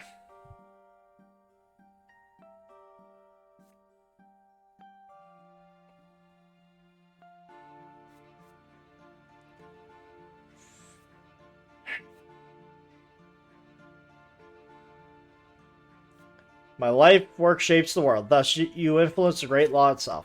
The blade flashes. The younger sword slashes through the air above your head. You do not yet deserve your final punishment. The law demands that you continue your life. Your form has not been completely destroyed, nor has that of the world. The younger extends his gigantic hand and shows you the way. You must proceed. The path leads you to the top of the crown of the silver tree, spread wide in its white gleam. The branches are closed now. It's time to descend. You are drawn downward into darkness. The shadows that have disappeared in the blinding glow creep around you and envelop you. This is to be expected, but the purity and clarity of spirit is still with you.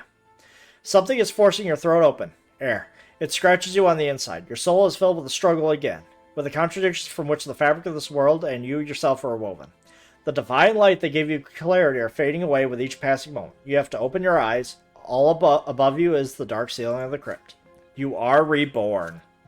Died twice.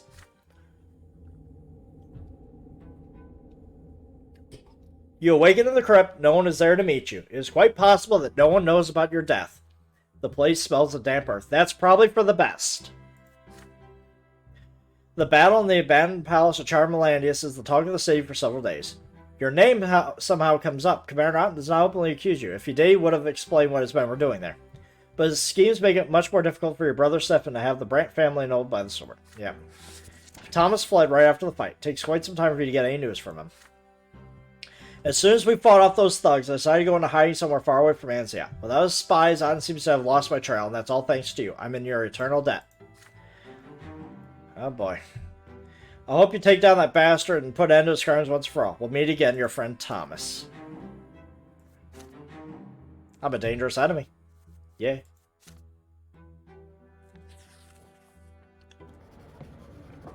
El Ferro's list. You spend day after day hard at work, toiling over Otten's case, but something far more urgent demands the prefecture's attention today. The city is in chaos. There was an explosion in the square in front of City Hall. Okay, that was loud. Oh my god. Headphones, man. Holy shit. Someone threw a bomb at the magistrate Remy Elverman's carriage. The assassination attempt failed. The magistrate was not inside his carriage at this time. He was unharmed, although his servant and driver did not fare so well. Even in your office, you could still smell the acrid smoke from the blast. The gendarmes reacted quickly. 5 suspects, craftsmen and the factory workers, were brought to the prefecture before sunset. They are accused of joining the Last Straw, a secret society of insurgents seeking to overthrow imperial rule. The society is on its way to becoming the talk of the city. Rumor has its leaders an enigmatic woman, a tough criminal by the name of Sophia. Panda and I are kind of like on opposite ends with this woman. The 5 suspects deny their involvement, but a number of eyewitnesses saw them still walking toward the square, and some of them still have traces of gunpowder on their fingers. Judge Carlo Fuckergaven has taken the case. The trial will be mercilessly swift. The 5 are to be hanged tomorrow morning. The sun begins to set. You're about to leave for home when you hear heavy footsteps in the hallway.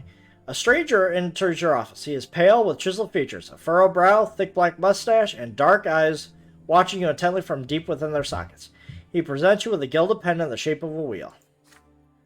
Ah, this guy. Panda should know him well. Baron Philippe El Ferro, Secret Chancellery Advisor. I imagine you're well aware that we deal with plots, schemes, and revolts against the Empire. I have a matter of great importance to the Empire to discuss with you, Sir Brant. I am aware that the case of the explosion in the square was not assigned to you, but for our purpose is actually for the best. The Secret Chancellery has been following the so-called Last Straw Group for a long time now. They are the greatest threat to peace in Anzia, but you can help us rid the city of this menace. Baron El Ferro produces a neatly folded sheet of paper. This is a list of inserts connected to the Last Straw. They haven't blown anyone up just yet, but surely realize it would be most prudent to wait for them to commit their next crime. The time to act is now. You scan the list quickly. Some of the names have seemed somewhat familiar, perhaps from your youth. Find any way to implicate them in today's assassination attempt, and you will prevent more explosions in the future. The Empire will rest easy if we could rid ourselves of the scum as quickly as possible. If you render the service of the Secret Chancellor, you may rely on my assistance in the future. As you may suspect, I have more than my fair share of powerful connections. Silence falls. Oh, I can't do anything. The Secret Chancellor advises pierces you with his heavy gaze. I would need willpower and valor. Conduct an investigation. Shelter the suspect. Glorious secret and manipulation. Oh, God. Alright.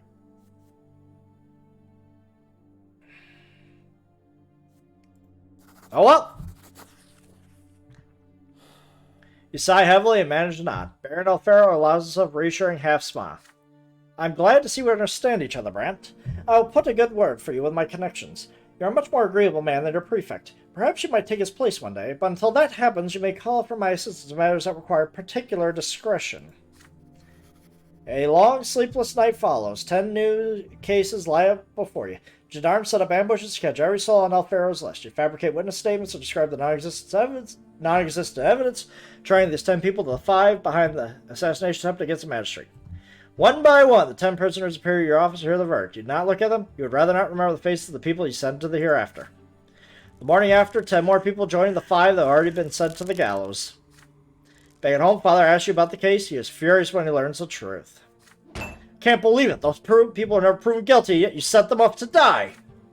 You quote Philippe. The end justifies the means that you are fighting an insurgency. If you take too long to eradicate the threat, it might be too late. I never thought I'd hear my own son say such things. The shame, the disgrace. You should have never done this. We serve the law. We don't break it. Your sister Gloria also hears about these events for your father. That execution, it was you? I knew those people. 3 of them were our neighbors. This is horrible. How could you do such a thing? After that day, you and Father barely speak at home. At work, you only talk about work. The rest of the prefecture soon notices the change. Don't take it so hard, Brant. Everyone has their principles. Sometimes they just don't line up. The world wouldn't need any judges if that wasn't true. Your father blames you, but if you had me, I say you did your duty. Had you refused the Secret Chancellery, it would have meant nothing but disaster for all of us. What kind of justice would we expect then? Man, all I needed was some willpower. That's all I needed. Okay, it only went down by 1.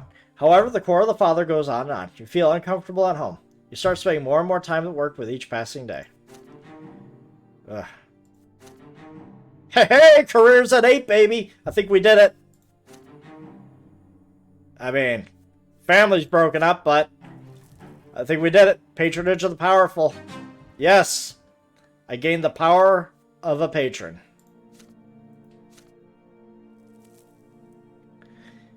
Which means, also, an audience with the Overseer.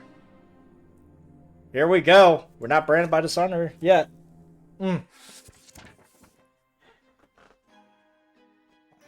Recent events have strengthened your position even further. I told you, my title is, like, legit in this, man.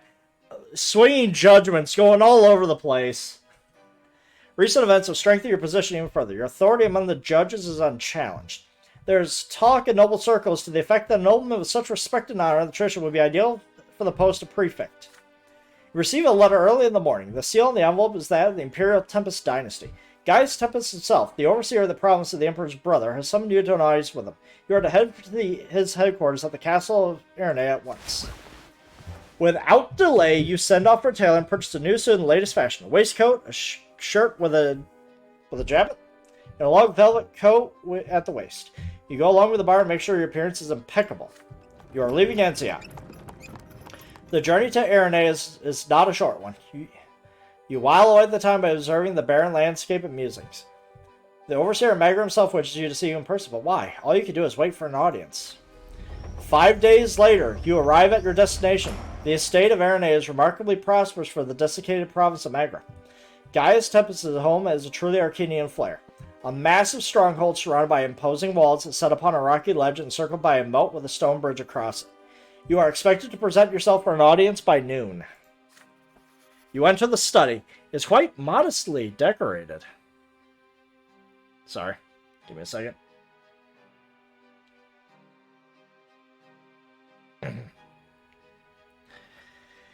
By Arcanian standards, the most powerful Arcanian in Magra is sitting at his desk, penning some ordinances. After finishing another line, he notices you. The scratching of his quill stops. Gaia's Tempest has not changed since the time you saw him on the balcony of Imperial Palace, celebrating the heir's coming of age. And now the Overseer of Magra, scion of the Tempest dynasty and brother of the Emperor, stands before you. You offer a gracious bow. Gaia's Tempest accepts your greetings with a favorable nod. I have heard of your family, Sir Faramir Brante. Nobles of the Mantle, first 2 generations only, and already such recognition among noble society. Your work as judge deserves respect as well. It seems you know how to choose your friends and allies. You assure the Overseer that you are flattered by his appreciation. You also remark that your principal allies are law and your loyalty to the Empire. A faint grin passes over Gaia's Tempest's exquisite features. Just as I had thought. But one of those who must be your ally, Sir Elborn, has disappointed me of late. Please understand what I mean, Brante. My prefect is a talented and honest judge, but alas, he's also myopic, and acts too hastily. Firm power is needed to bring a positive change in the province. As for Elborn's escapades, he is playing with fire by expending the rights of the lowborn and aggravating the nobility.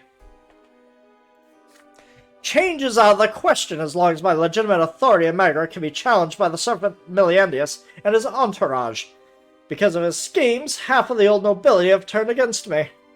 The other half are people like Remiel Vermin, who do not know what true loyalty is. Scoundrels like him never stay with the same master or ally for long.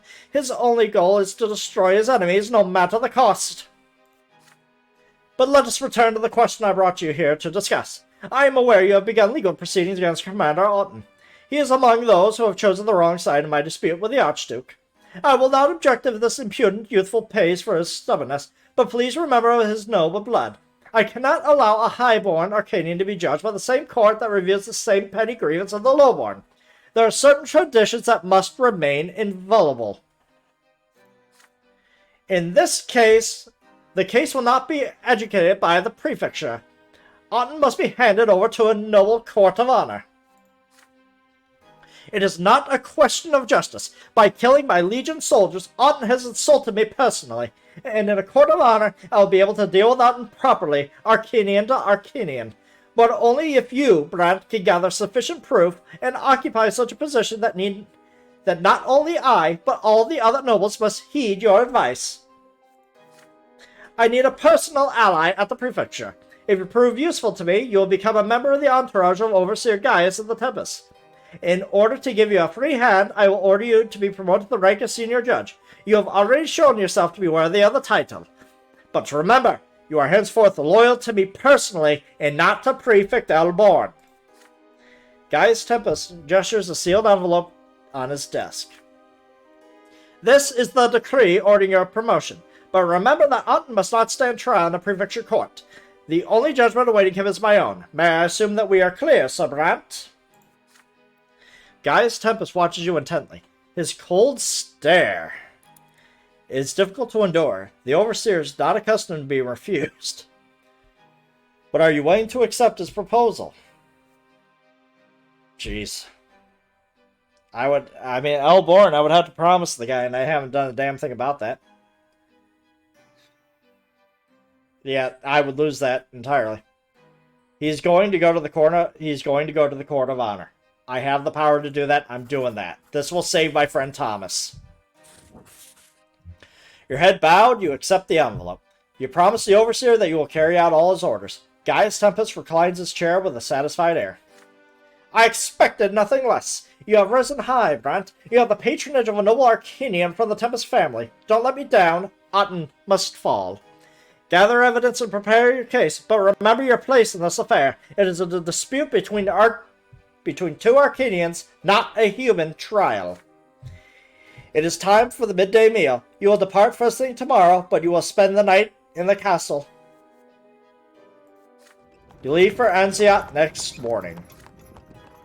Rumors about your audience with the Overseer making their way through every noble household. Becoming a senior judge is a big deal. Prefect Elborn received the news of her promotion with the utmost surprise, but fulfilling Gaius Tempest without any objection. Oh god, our family's gonna be paying for this. It ain't good. Traditionally, a promotion is an occasion that calls for celebration. Your family funds must shoulder the burden, such is the custom. Your grandfather, Elbrand, is the only member of the family that holds such a lofty position at the prefecture. The celebration attracts all of Anziat high society. Among other guests, Magistrate Elverman pays you a visit. The celebration is in full swing when Remy Elverman takes the stage. My dear Faramir, allow me to congratulate you on becoming a senior judge. I am glad to see this post filled by a real nobleman who has respect for our traditions. You may not have been born a nobleman, but you have become one. But you mustn't rest on your laurels. Instead of truly dispensing justice, many judges prefer to interfere with the lives of Anziat's most esteemed citizens. I'm sure you'll find a way to put them in their place. A toast to the new heights of Senior Judge Brant. The magistrate's speech is met with applause. Meanwhile, the seat is reserved. Prefect Elborn is empty. He has chosen not to come at all. I'm not surprised. He probably despises me with all of his heart. Gaius Tempest is right. You have risen high, but the higher the ascent, the more deadly the fall. Otten's case has turned into something more, a struggle for power in the province. You must be careful. With that, you empty your glass. I mean, you're already betrayed. Like, you're double betrayed, buddy. Tyranny of the Nobles. We made it to 10. This is not good. Still a masterful diplomat. I still have, like, a shot to shoot, man. The Rebel. This event has a consequence of your previous actions. Alright, Gloria, let's see what happens to you. This is about to get real bad. A year has passed since Stefan engaged you in a scheme to marry Gloria off, and yet you have no chance to influence your abstinent sister. Tempers are running high in your household. Gloria disappears for days at a time. She's often seen in the company of young commoners. Father constantly lectures Gloria, telling her that her friends are libertines and troublemakers. Connections like these will be her downfall. Your sister listens obediently, then vanishes again. Tonight, Stefan meets you by the door, looking distressed. Faramir, I've been waiting for you for quite some time. Let's go to the garden and talk in private. It's about Gloria. You sit on a shadowy bench. A hot, dry wind is blowing. I was on my way to the ball at Laberius's mansion. I was already on the doorstep when the servant told me I had been ordered to turn me away. They will not have anything to do with family whose offspring is a member of a secret society. I am certain they meant Gloria, and these are not mere rumors. They know full well that she is entirely capable of such a thing, and here I'm wondering whether our little rebel spends all of her time. We have to act, brother. Any delay and we damage our family will be irreparable. We have to make Gloria stop these escapades and get married by any means necessary. A secret society represents a tangible threat to our family. Father will see that and side with us. But still, I will not accuse Gloria without firm evidence. That will be dishonorable. My hope lies with you. You are admitted in the right circles, and Gloria still trusts you, although she fears and loathes me. The two of you played together as children so often, you should be able to strike the right tone with her. Probably not. Find a way to tame Gloria and force her to get married. Remember, we are doing this for the House of Brant as well as for our own good. Alright. The hot wind scorches your face mercilessly. You are lost in thought. I could just project. Oh, man. Yep, can't do that. Path a lot less and scheming. That ain't happening. Well, I'm gonna have to have her mother get involved. You find Mother in her chambers. Her health is improving with each passing day. You sit down at the edge of her bed and ask how she feels. You know, son, as the years go by, her stairs seem steeper and steeper. But today I walked downstairs for lunch all by myself. Gloria and I had a long walk around the garden before she left. Is she back yet? Carefully ask her if she knows where Gloria went. Mother frowns. To the market, or was it the weaver shop? Not sure. Stop to tell Mother that Gloria's in trouble. She's gotten herself involved with some dangerous people, conspirators. She must be rescued as soon as possible. Oh my, are you certain, son? Could it really have gone that far? Might they not just be fellow poets? They're libertines, and they don't observe the law, but they never take up arms. You insist there can be no doubt. Gloria's joined a secret society, and therefore she commits an offense against the authorities. It's your duty to bring her back safely. Mother agrees with the tired air. You've always taken good care of this family, and you're right about this too. I raised her. I taught her. I did my best. Was it all for nothing? What do we do now, son? You tell her about the plan to give to the noble in marriage. At first, Mother is incredulous. A nobleman of the sword is willing to marry my illegitimate daughter, Gloria? Twin gods must be watching over her, but you realize she'll rebel against, don't you? And it would be so sad for me to give her away to another family. You're sure, Mother, if she does not get married, Gloria's escapades will ruin not only her family, but also the Brant family. The same family gave them both shelter and a life of ease. Mother and Gloria must repay her father's kindness, even if being a nobleman's wife is not exactly what Gloria wishes. Mother's face darkens. Her eyes are suddenly sharp. She speaks clearly and distinctly. My daughter and I will do our duty to the House Brant. Do not doubt us, son. Mother spends the rest of the day in prayer. When Gloria finally comes home, they have a long conversation upstairs in Mother's chambers. You hear pleading and weeping coming from that room. I am just destroying this family. The next morning, when you are gathered around the table, Gloria rises to her feet. Her face is still red and swollen from a tearful night. Noble Sir Brant, I, Gloria, lowly daughter, Lady Lydia, hereby consent to become the wife of Sir L. Peltier, and to be no longer impose myself upon you.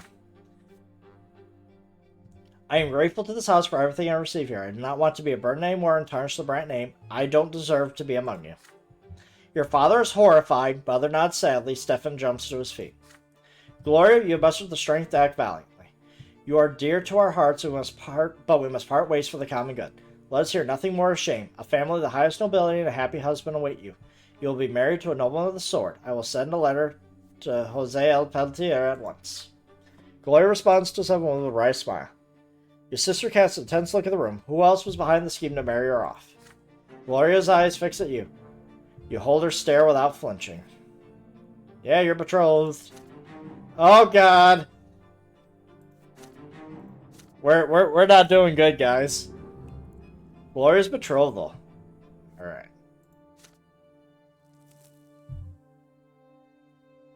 Look.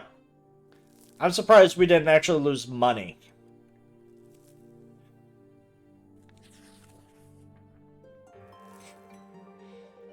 Alright, the Archduke relents. After many years, the summering, unceasing hostilities between Overseer Gaius Tempest and Archduke Miliandus have come to an end. The Archduke has abandoned all attempts to collect additional taxes from the people. Oh, thank God. By my grace, I hereby release the common people migrate from Archduke's tax. All hail the dynasty of Miliandus, which has protected you since time immemorial. The farmers and merchants can finally receive a sigh of relief. Unexpectedly, the Archduke soon withdrew all provincial affairs, sequestering himself at his ancestral castle as Serpenverda. The gentry who remain loyal to the Archduke are baffled. Has he accepted defeat at the hands of the Overseer, or is this just an elaborate ruse? Either way, the Archduke is out of the picture. The senior gentry of Magra have lost some of their influence to the Overseer and his retinue of budding dynasties of nobles of the mantle. The feud between the two Arcanian rulers has ended, but the noble estates have been split nonetheless. The common people see as yet another reason to demand change. Hey, we're getting a bit prosperous. Struggle for power, it's in the middle. It is what it is. 7th year of service. Wow, we've been judged for 7 years? Huh. Another year of service as judge is behind you, but you have no time to celebrate. Your days are filled with the unremarkable litigation, similar-looking complaints. Again and again, you see poorly written complaint forms. They claim that noble landowners are extorting money, punishing commoners for doing nothing, doing whatever they please. You have noticed a change in tone from pleading to desperate to quietly furious. The lowborn lies to suffer, but how much longer can they endure? Every day, once the petty litigation has been dealt with, you turn to Otten's case. Again and again. For 2 years now, you searched for a way to do the unthinkable.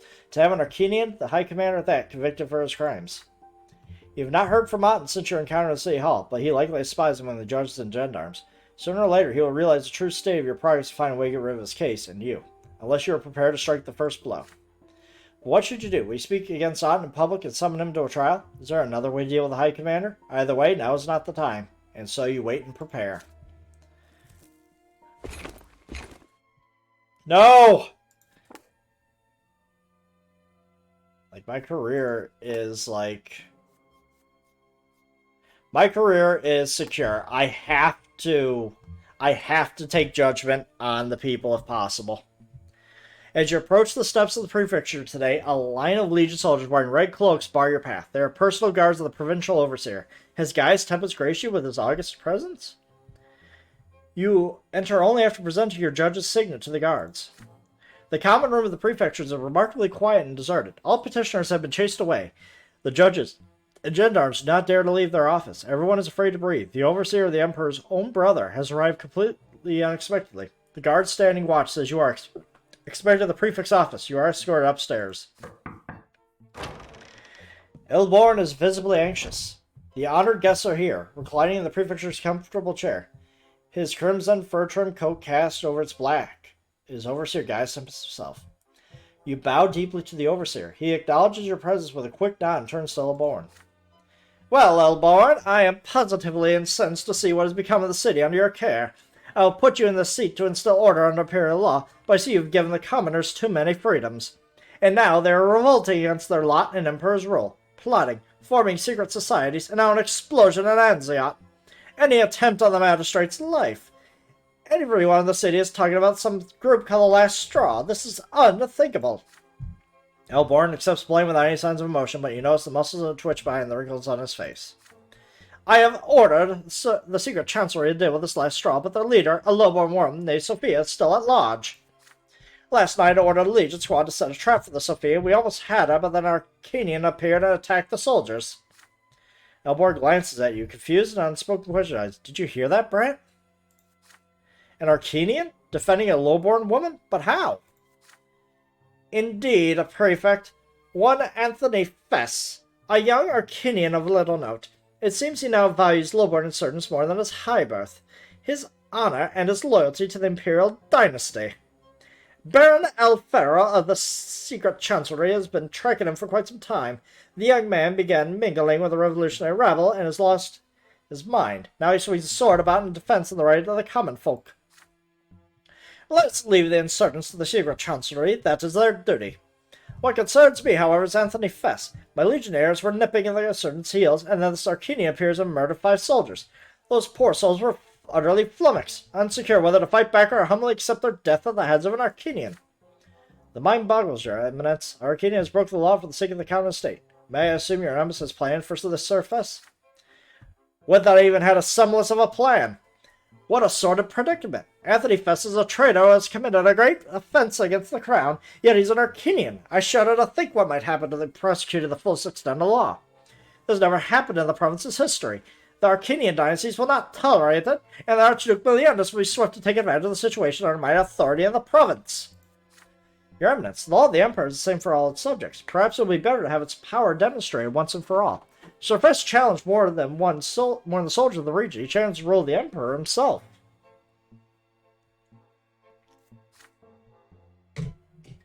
Elborn, what did I just tell you?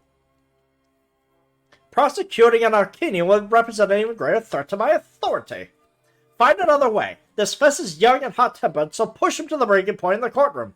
Get him to draw his sword, let everyone see for the Danish traitor he is. Even for an Arcanian, this would not be an unforgivable transgression. Not even the Archduke would dispute his verdict against him.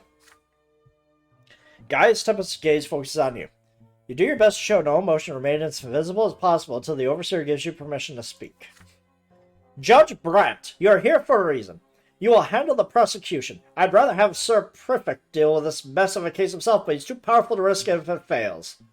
Rest assured, many nobles of the Arcanians will demand you set him free no matter how much evidence you have against him. The traitor Fess must be punished, but I ask you to ensure that my reputation remains untarnished. I have no intention of going down in history as the overseer who allowed our inviolable Arcanian rights to be compromised. That would be crossing the line. Prepare your case. Gaius Tempest rises from his seat at the blink of an eye and walks out, escorted by his guards. For a few seconds, utter silence follows the prefect's office. Then, at long last, Elborn feels he no longer has to restrain himself. He blames me for what is going on. Me, his loyal human. No, I will do everything I can to have that criminal punished. Do you realize how much I will advance our cause if we get the Arcanian condemned in a court of law? This is the only way we can instill the rules of law in these lands, Brant. Oh boy. The Overseer insists that the trial be scheduled for tomorrow. Anthony Fest has been located. He is found surrounded by gendarmes on the street. However, he did not resist and gave no word of honor to stand trial. You barely have time to prepare the charges before entering the courtroom. The normally half-empty seats of the courtroom were crowded today. The highest ranks of the aristocracy or the most noble families and dynasties all focus their gaze on you as soon as you step inside.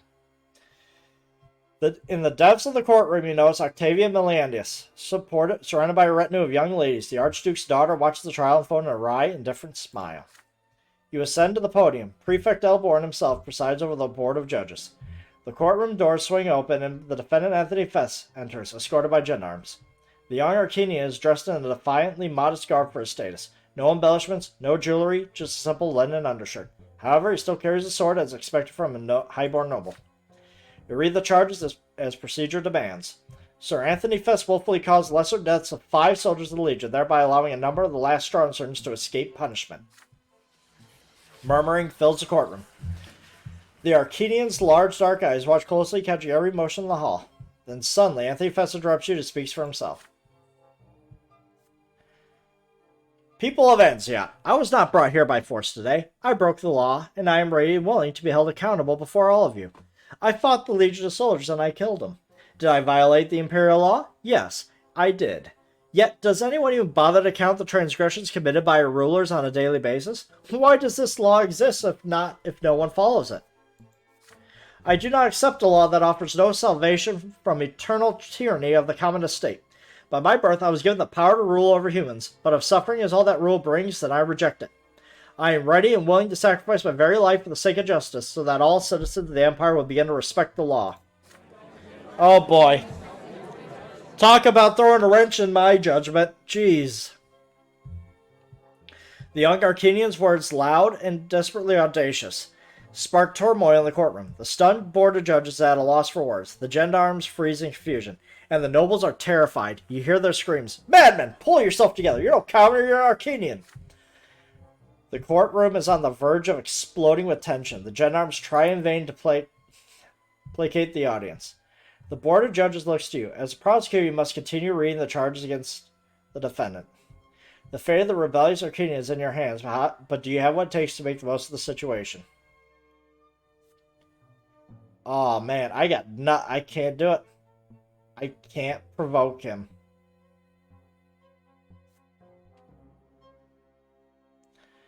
Elborn, I would have to be a promise. Oh, man. But I do have Octavia to help me. I'll ask my sweetheart and see what happens. As passions in the courtroom run high, you look around to find Octavia. Lady Melanius returns your gaze with a calm, wry smile, elegant as ever. You take advantage of the turmoil to quickly walk over to Octavia and whisper in her ear. Politely ask the Archduke's daughter to save you from the peril of condemning an Arcanian. Your entire future could be ruined by this verdict. Octavia's influence is more than sufficient to make everybody take heed. Very well, my sweet human. After all, is there any point in power if you never abuse it? Octavia rides and proceeds elegantly to the podium, her emerald green dress trailing triumphantly behind her. The courtroom immediately falls silent. Everyone pricks up their ears. Ladies and gentlemen, I must confess, I've grown quite weary of this trial, but, as an Arcanian, I feel it's a duty to save my kinsmen from mistreatment of any sort. In the name of the Melanius' dynasty, I hereby pardon Anthony Fess on behalf of the Archduke. May he never again utter rebellious speeches or slay Legion soldiers lest he part with his sword. The Archduke has forgiven you, Sir Fess. For now, you are free to leave. Octavia nonchalantly returns to her seat. Flabbergasted, Elborn can only announce the end of the trial. The nobles all gasp and shout, gossiping about the deranged act of the Archduke's daughter. Anthony Fess bows stiffly to Octavia and leaves the courtroom. Do you see? I will spare no expense for you, my human. I have taken somewhat of a liking to this Anthony Fess. He has no qualms about defying the rules of any sort. I can already imagine my father's fury when he hears of my pardon. Well, what's he going to do? Take me to court? Oh, man, I love this. I'm just wiping my ass with the court. With a book, man. It's just horrible.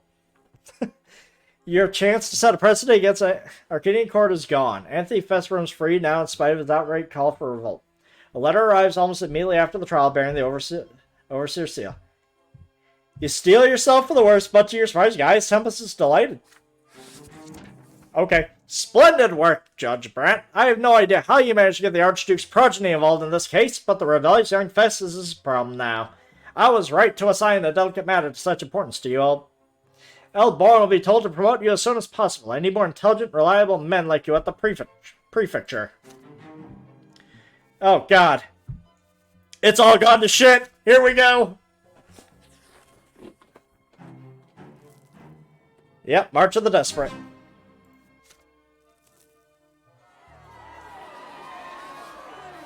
An enormous mob is marching through the streets of Anziat. Men, women, young, old. Emaciated faces, tattered rags, stomachs bloated from hunger, crying newborns in the arms of old women. Their moans and cries can be heard from far away. The people are walking towards City Hall. The provincial council is in session today. The overseer has ordered you to prevent any blood from being shed on the streets of Anziat today. You walk with resolve to face the mob, 3 squads of gendarmes following you grimly. The tension runs so high you can feel it on your skin. You know full well that the commoners have taken the streets because of the choices you have made. The low-born folk have been deprived of the last of their rights. They are wide open to the tyranny of the nobles with no way to defend themselves. Craftsmen and workers, farmers and wealthy commoners, they all suffer at the hands of the nobles for the smallest infraction. And every day the prefecture receives reports of unpunished looting, arson, and murder. The march approaches you and stumbles into a halt. Confused and uneasy, you take a moment to study the crowd. The commoners are humble and silent. They are unarmed. The recent years of tyranny have squeezed the very idea of revolt from their minds. They will shed no blood. You call for the gendarmes to give way and follow the mob while you look for the leader of the march. In the front rows, you notice a priest of considerable age clad in a white cassock. You recognize him, Father Lenart, abbot of the Temple of the Silver Tree. We go to the city hall, Sir Judge. Provincial council must see the children of Magra. If we cannot appeal to their conscience, there must be some pity left in their hearts. Twins know the common folk can bear this burden no longer. The councilmen must witness their handiwork, face their shame, and show mercy. The law has brought us nothing but suffering. The march has almost reached the square at the front of the city hall, but then it suddenly stops. You hear the front following angry cries. Soldiers are blocking the road, a punitive battalion of the Imperial Legion. You scowl. The battalion came to the city with Dorius Otten, High Commander of Magra, another full year of burning, pillaging, and looting Magran villagers who have refused to pay the tax a second time. The commoners are huddling together. The back rows are trying to push the front. The Legion soldiers hold the line. It will not take long for someone to cast the first stone, and then blood will be shed. Father Lenart takes a step forward. Let the common people go to the city hall. The rulers must see what has become of the city without justice. Silence. Anyone who takes a step forward, this false priest will see the twins before their time. The gendarmes help you reach to the square. You head straight to the battalion officer, a tall Legion captain with red hair and cold eyes. You inquire about their orders. We are here on Commander Zotten's orders, sir. We are to protect the provincial council and keep the lowborn away from the city hall. Battalion, form rank. Moving as one, a well-oiled machine. The legion of soldiers form a line to block the road. A wall of shields bristling with swords. The mob stops even as the back rows keep pushing. The soldier starts banging their shields on the ground. A terrible, clanging rhythm causes even the crying newborns to freeze in terror. Swordsmen, form a line! Sullen swordsmen line up behind the shield bearers, ready to draw their weapons and step in front at any moment. You ask the captain a question. Do they really want to attack these people? Why not? I'm following the commander's orders. My men can't wait. Sir An says anyone looting the city will face true death, but my boys don't like going home empty-handed. At least they'll have their fun. The captain studies you for a moment, then ponders for a while. He steps very close to and continues with a low voice on the verge of a whisper. You know, I could cooperate and hold my men back. Let them march to the city hall, but I gotta get some gold in my pockets. You know what I mean? You stare back at the Legion officer astonished. These are the men Otten has recruited for his punitive battalions?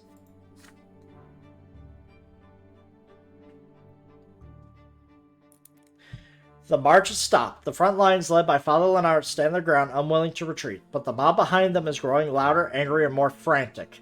The Legion soldiers keep slamming their shields to the ground. They will advance on the mob any moment now. The red-haired captain is casting glances at you, ready to give the word. Your gendarmes stand by your side. Blackjacks are clutched in their nervous hands. Oh, I can fight this without any... Yes. I can bribe him. Dude. I'm in poverty, man. I can't bribe him. There would be no bloodshed if I do that. There would definitely be bloodshed.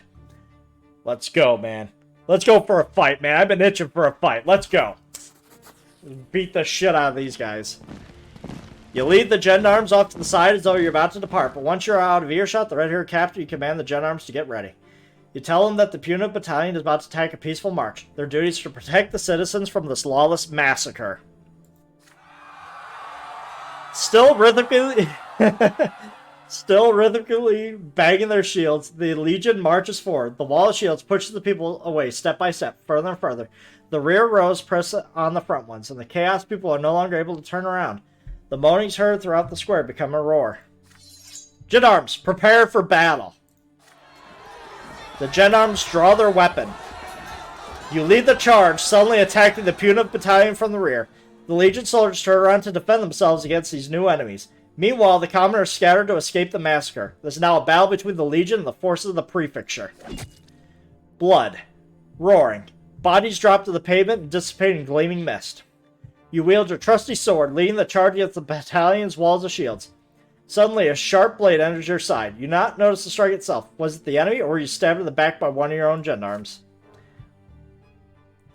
Pierced, you fall prone. The marching soldier's heavy boots trample you. Your body dissolves into ash, freeing your soul from its physical shell. Died another death. I gotta be very careful.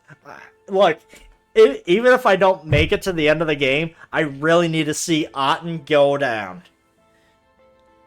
Oh boy. You're surrounded by an immense gray void. There's nothing but shadows around you. The specters of your decisions, the spot of your personal will. You see before you all your victories and defeats, all your errors and hopes. Another shadow comes to life by your side.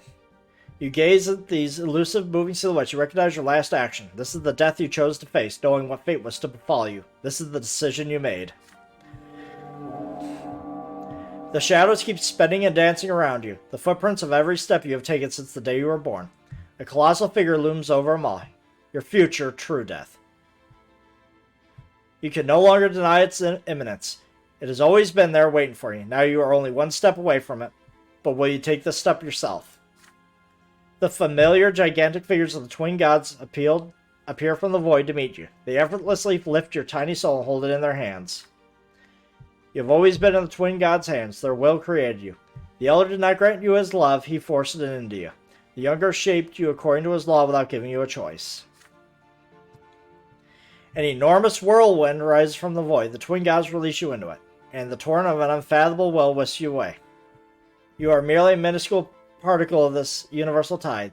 This will is the sole determiner of all events, past, present, and future. Your puny actions and choice are nothing but the face of the forces torn up harbors. You whirl the cosmic vortex of the twin gods. Will until it casts you out. You careen back down to your earthly life. It is only now you regain your ability to act. You see all the wills of the universe intertwined in a perpetual struggle against one another. Which will you follow?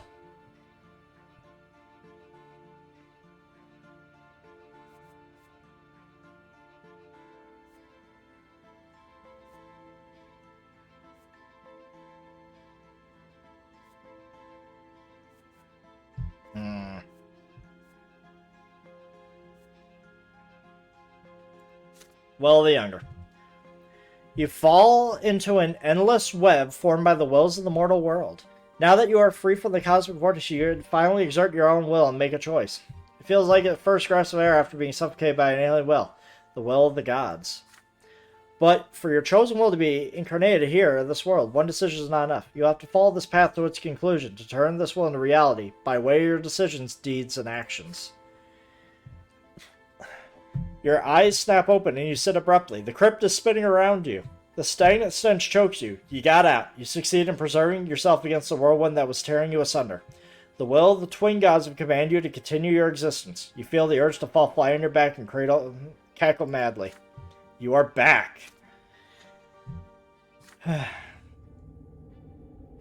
You stand up in the cold darkness of the family crypt. Your body is still shaky, as though the boots of Legion soldiers are still treading on you. But no, your body is completely intact. There is a sign of your previous injuries. No sign. Just a black line around your arm. A familiar silhouette appears in the doorway. It is Father. Son, I hurried as soon as I got news of your demise. You sacrificed an entire life today, but it was not in vain. You saved many others. Your order was unprecedented. Attacking a Legion punitive battalion. I can understand your motives, but it's clear you crossed a very dangerous line. I'll make every effort to help you out of trouble, but you will pay for this brazen act with the loss of your possession at the very least.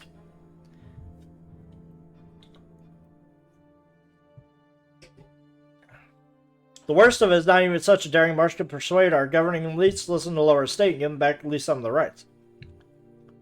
Now the common folk just want one thing, to avoid further massacres. After what happened today, they see you as a defender of the people, dangerous as that may seem. Oh my god, I lost 3 on that? No! I lost the ability! I lost the ability to take Otten down. No, I needed that to be 8.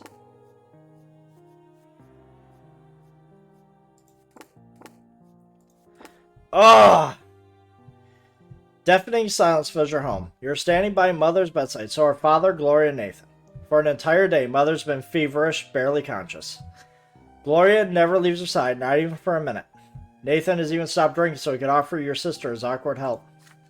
Mother's health deteriorated greatly over the past year, and the fighting in the family home has dealt a great blow to her. She's been bedridden for a month.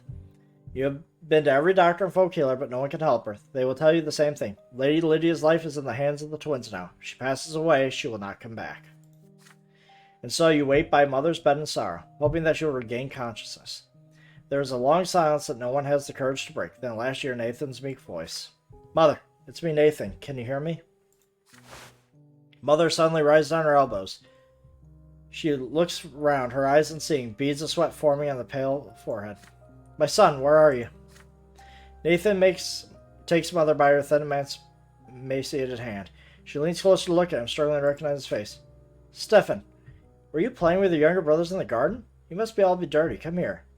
You may not be my son, but I care for you as though you were my own. Oh, what a nice, happy family we all have. A blessing from the twins. Nathan is unsure what to do or say. Father strokes his wife's hair. His eyes are two orbs of searing, indescribable pain. You're a little confused, Lydia. This is Nathan. All the children are all grown up now, remember? Mother's eyes were bright and alive just now, but the next moment they grow dim again. Her head falls weakly back on the pillow. You're right, my husband. The children grew up, but I was never able to teach them how to live in peace with each other. I let you down, Robert. You made a mistake when you took me into your home. You saved my daughter and me from a life of poverty, and how did I repay you? Gloria cannot take it anymore. What are you saying, Mother? Don't you dare blame yourself. You did your best. You did all you could. Father looks away, unable to hold back the deluge of tears. Mother's voice, so faint now, calls out to you. And Farmer, where is he? With great care, you move closer to Mother. You answer her quietly. You're here, right by her side. Farmer, I'm so happy to know you're here. I always knew greatness awaited you ever since you were a little boy. What a shame I won't be able there to see it. I couldn't save the Brante family. I'll face my punishment at my final judgment. But don't worry, my dears. I'm ready to stand before the twins. Lady Brante's voice trails off. No longer a voice, just a final whisper of life. Will you accept your mother's death, or will you find a way to fight for her life? We have no unity. I have no willpower. Can't even come close to that.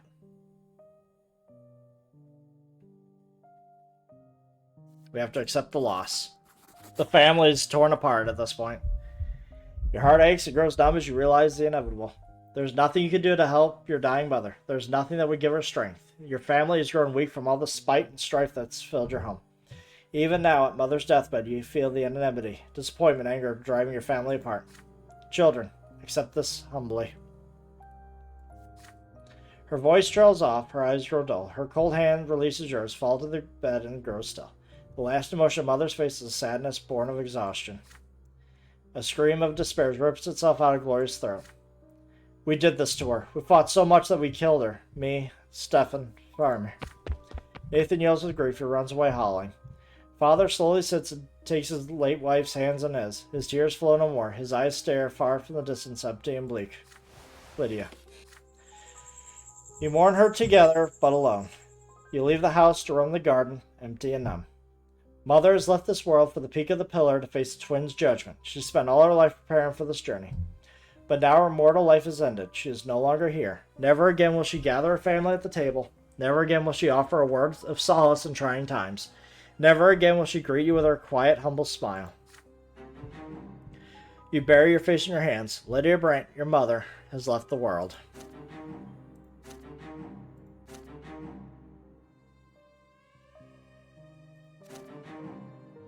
Yep, the family's falling apart. Yep. Everything's gone to shit.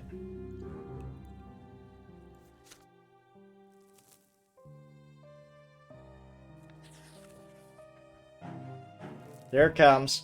Family strife.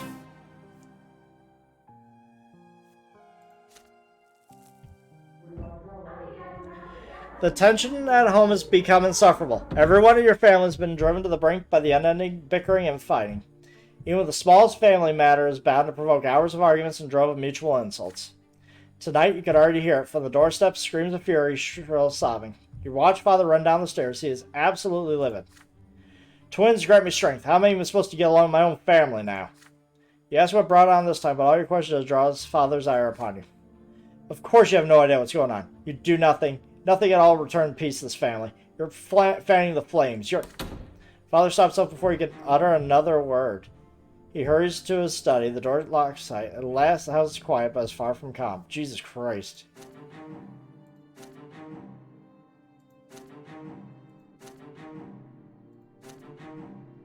Yeah! Like, everything is going crazy. Transformation. It's been a long time since your last encounter with Octavia Millandis. You have come to expect to run to her from time to time in most unusual circumstances. But Octavia has all but disappeared, vanished completely from Imperial High Society. Then one night you come home to find a letter bearing the heraldic serpents of the Millandis' dynasty. The handwriting is not Octavia's. This letter is penned by the Archduke himself.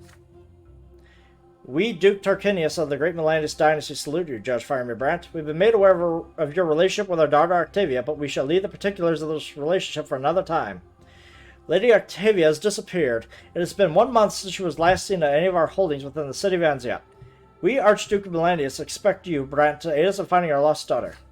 Tread carefully, lest you attract unwanted attention in this matter. The reputation of the Millandis' dynasty is at stake. Do not fail us, Judge Brant. The Archduke's expectation represents a direct order to find her as soon as possible. To refuse would spell certain and immeasurable disaster. You begin to look for Octavia immediately. The building where the Circle of La Terre used to gather was abandoned long ago. You have no hope of finding Octavia's followers there.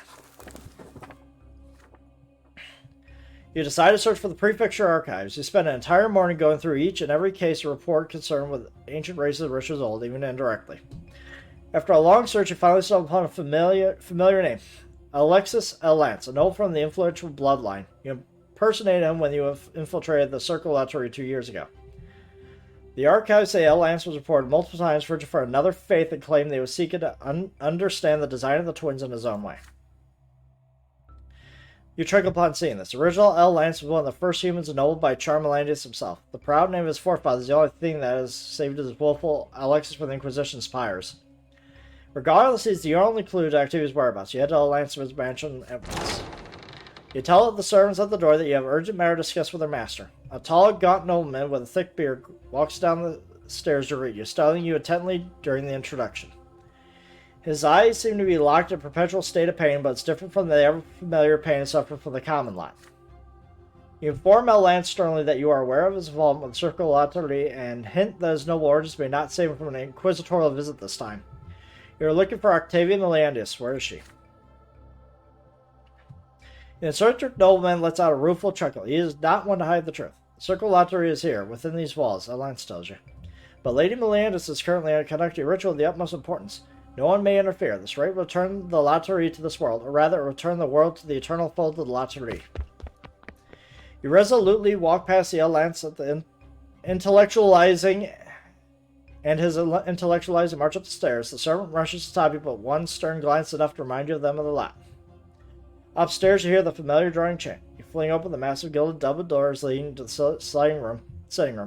Silhouettes in gilded masks and flowing garb are here undulating in their dance and produce all manner of strange sounds.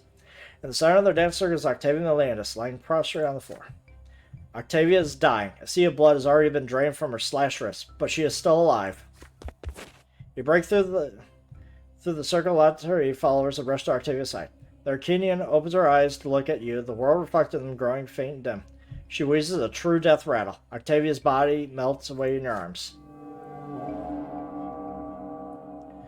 Long fingers rest on your shoulders. They belong to Alexis Alance. Lady Octavia will not be reborn, he tells you.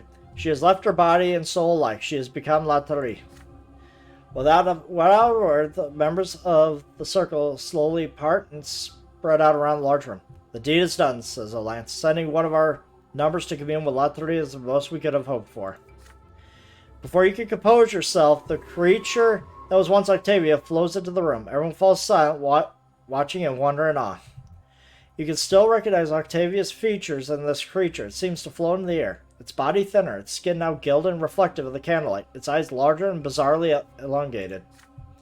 Octavia's followers cover the creature's delicate shoulders with a cloak to stand reverently before it. The creature that was once Arcanian approached you, slowly without touching the ground at all, and its voice drones, remote and distant like an echo from a faraway realm. You have borne witness to a rebirth. The one you call Octavia Melandis is no more. The mind of Latari now resides within this body. The one you call Octavia has cast off the shackles of your narrow world. She is awakened now, free of blood tide, birth, and other such burdens. She sees the world as it exists in the mind of the Latari. The only true world, for all other worlds exist within it.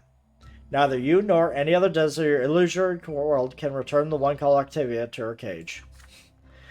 You must leave, human farmer Brant. The one you seek is no more.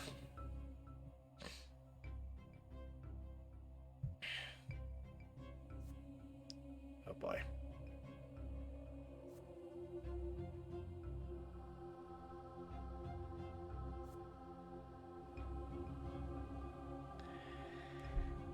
Oh boy, I can accept my beloved's transformation, or you know what? I'm gonna open my eyes to the truth.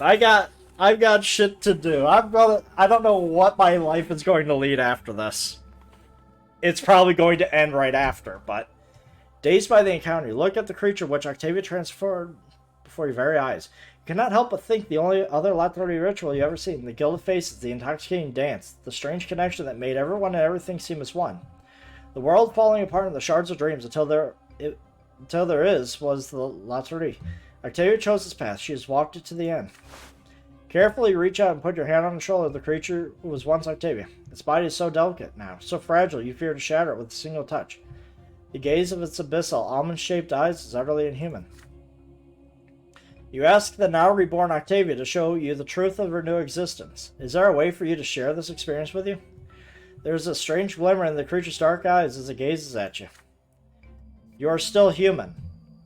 Your nature will not allow you to comprehend what you only exist within our mind. But the one called Octavia remembers this how you sought to understand the Latari. She will show you that which you will be able to see. All of a sudden, Latari takes your arms and puts them on its head. Your body reacts to his touch, a flurry of emotions, sensations you can't even attempt to describe. The creature then turns its head and looks at you. Its eyes are nothing, emptiness, darkness. It swallows you in an instant. For an unknown time you cease to exist. No family, no calling, no people, no things. Never born, never died, never lived. You ought to be terrified, you realize. The man who ought to be terrified has ceased to exist all the same. Only what you see in your mind's eye exists now. You see a little Arcanian girl sleeping in an exquisite bed, surrounded by nothing but darkness. The rest of the world is only her dream. The dreams of a prison of gilded cages and noble parties and dances and mansions, all surrounded by a moat of blood that is her father's blood tide. She dreams of trying to flee, prying the bars apart, only to slam into the bars of an even larger cage. The twins above her, the cages are great design. The girl is crying now. She has realized there is nothing outside the cage. But suddenly, the Arcanian girl wakes up. She sees herself sleeping. She sees her own dream. She gets out of bed and walks away. And then the lots of the blood tide, the Empire and the twins and her design, they all shatter and turn to ash, for the girl has awakened. She suddenly realized that the world is far larger than in this stream. She can create on her own now. She is within the Latari. She is no longer trapped. She herself is Latari. You emerged from the blackness of those Latari eyes, and just suddenly you had plunged into oblivion. You too could have stopped being human, but you have your own path to walk. You cannot create a world of your own. You're too busy struggling with a cage that is not of your own design. The Latari would meet you again, but for now we must see the world through new eyes. Onward. The creature's fingers trace the outlines of your face. Your body reacts to this touch with a flurry of emotions and sensations you can't even begin to describe. The creature once known throughout this province as Octavia Miliandus floats down the stairs and disappears from sight. Dazed, you watch the members of the circle part and walk away without a word. You are soon left alone. This can't be good. As soon as you recover from the screen, you head to the castle of Serpenverda. The Archduke will not tolerate any delays when it comes to his daughter's fate. The guards escort you to the ancient throne room, the same room where Octavia once met you herself. On the throne sits the Archduke, sullen and dour. His face resembles that of a bird of prey. His lips are tightly pressed, his body is hunched and tense. You kneel before the reigning lord of the province. I think this is it for us, guys. I think this is our true death. I have no time for formalities, Brant. Tell me what happened to Octavia. You remain kneeling, your eyes cast down. You tell him that you've been unable to find Octavia. You search all across the city and question everyone who had ties to the Archduke's daughter, but it was all in vain. You have failed to carry out his order. Archduke Milanius listens, showing no emotion, but his hand clutches at his scepter hard and hard with every word. Does he even believe what you are saying?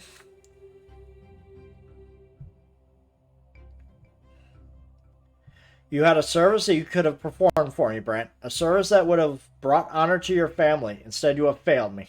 I'll remember this when your father's request to be annulled by the sword. You shall forget all ties you had to Octavia, as well as my orders. Forever. Hey, spiritual bond, baby. The high road takes you back to Anziat, empty in the dark night. You cannot help but think of Octavia, or of the creature she has become. The creature that called itself La Torre has disappeared without a trace. The Archduke's men scour the entire city but cannot find her. Will you ever see her fragile, ethereal silhouette again? Yep. Hey, willpower's back up. Yep. She transformed, yay! Let's see how that bites us.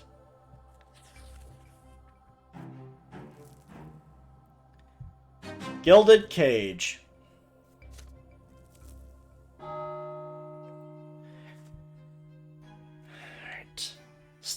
Alright. You know what? Actually, I think this is a good time to stop it. I mean, I thought I was actually going to either lose or this is bad. I need to get my career up 1.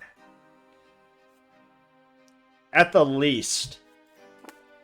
If I die a true death, I want this right here to actually I just want that to happen. But I don't know if I'm going to be able to survive by that. Noble by the sword, that ain't happening. Unity greater than 3, not happening. Wealth greater than 5, not happening. Reputation greater than 8, not happening. Nope, not happening. Nope, not happening on that one either. Family falls apart, definitely. Family. Yeah, nothing happening here. Family in ruins ain't happening. Glorious bloodline ain't happening. Alright. Oh well. But this is a good place to stop it. For now. Next time, I think it will be definitely a short game. Like, I might just... You know what? I'll probably finish this tomorrow. And then I will definitely move on to the next game I'll play afterwards. Which I plan on starting Neo 2, because after playing quite a number of JRPGs, it's time to get to an action-based one. And I'm getting that itch to play Neo 2 finally. Well, let's see here. Let's see, who could I go and raid? Just paying it forward. Who shall I give it to? Let's go raid Samurai Kitsune. Why not? He's a good guy. Playing SD Gundam right now. I haven't been on his streams in a while, so...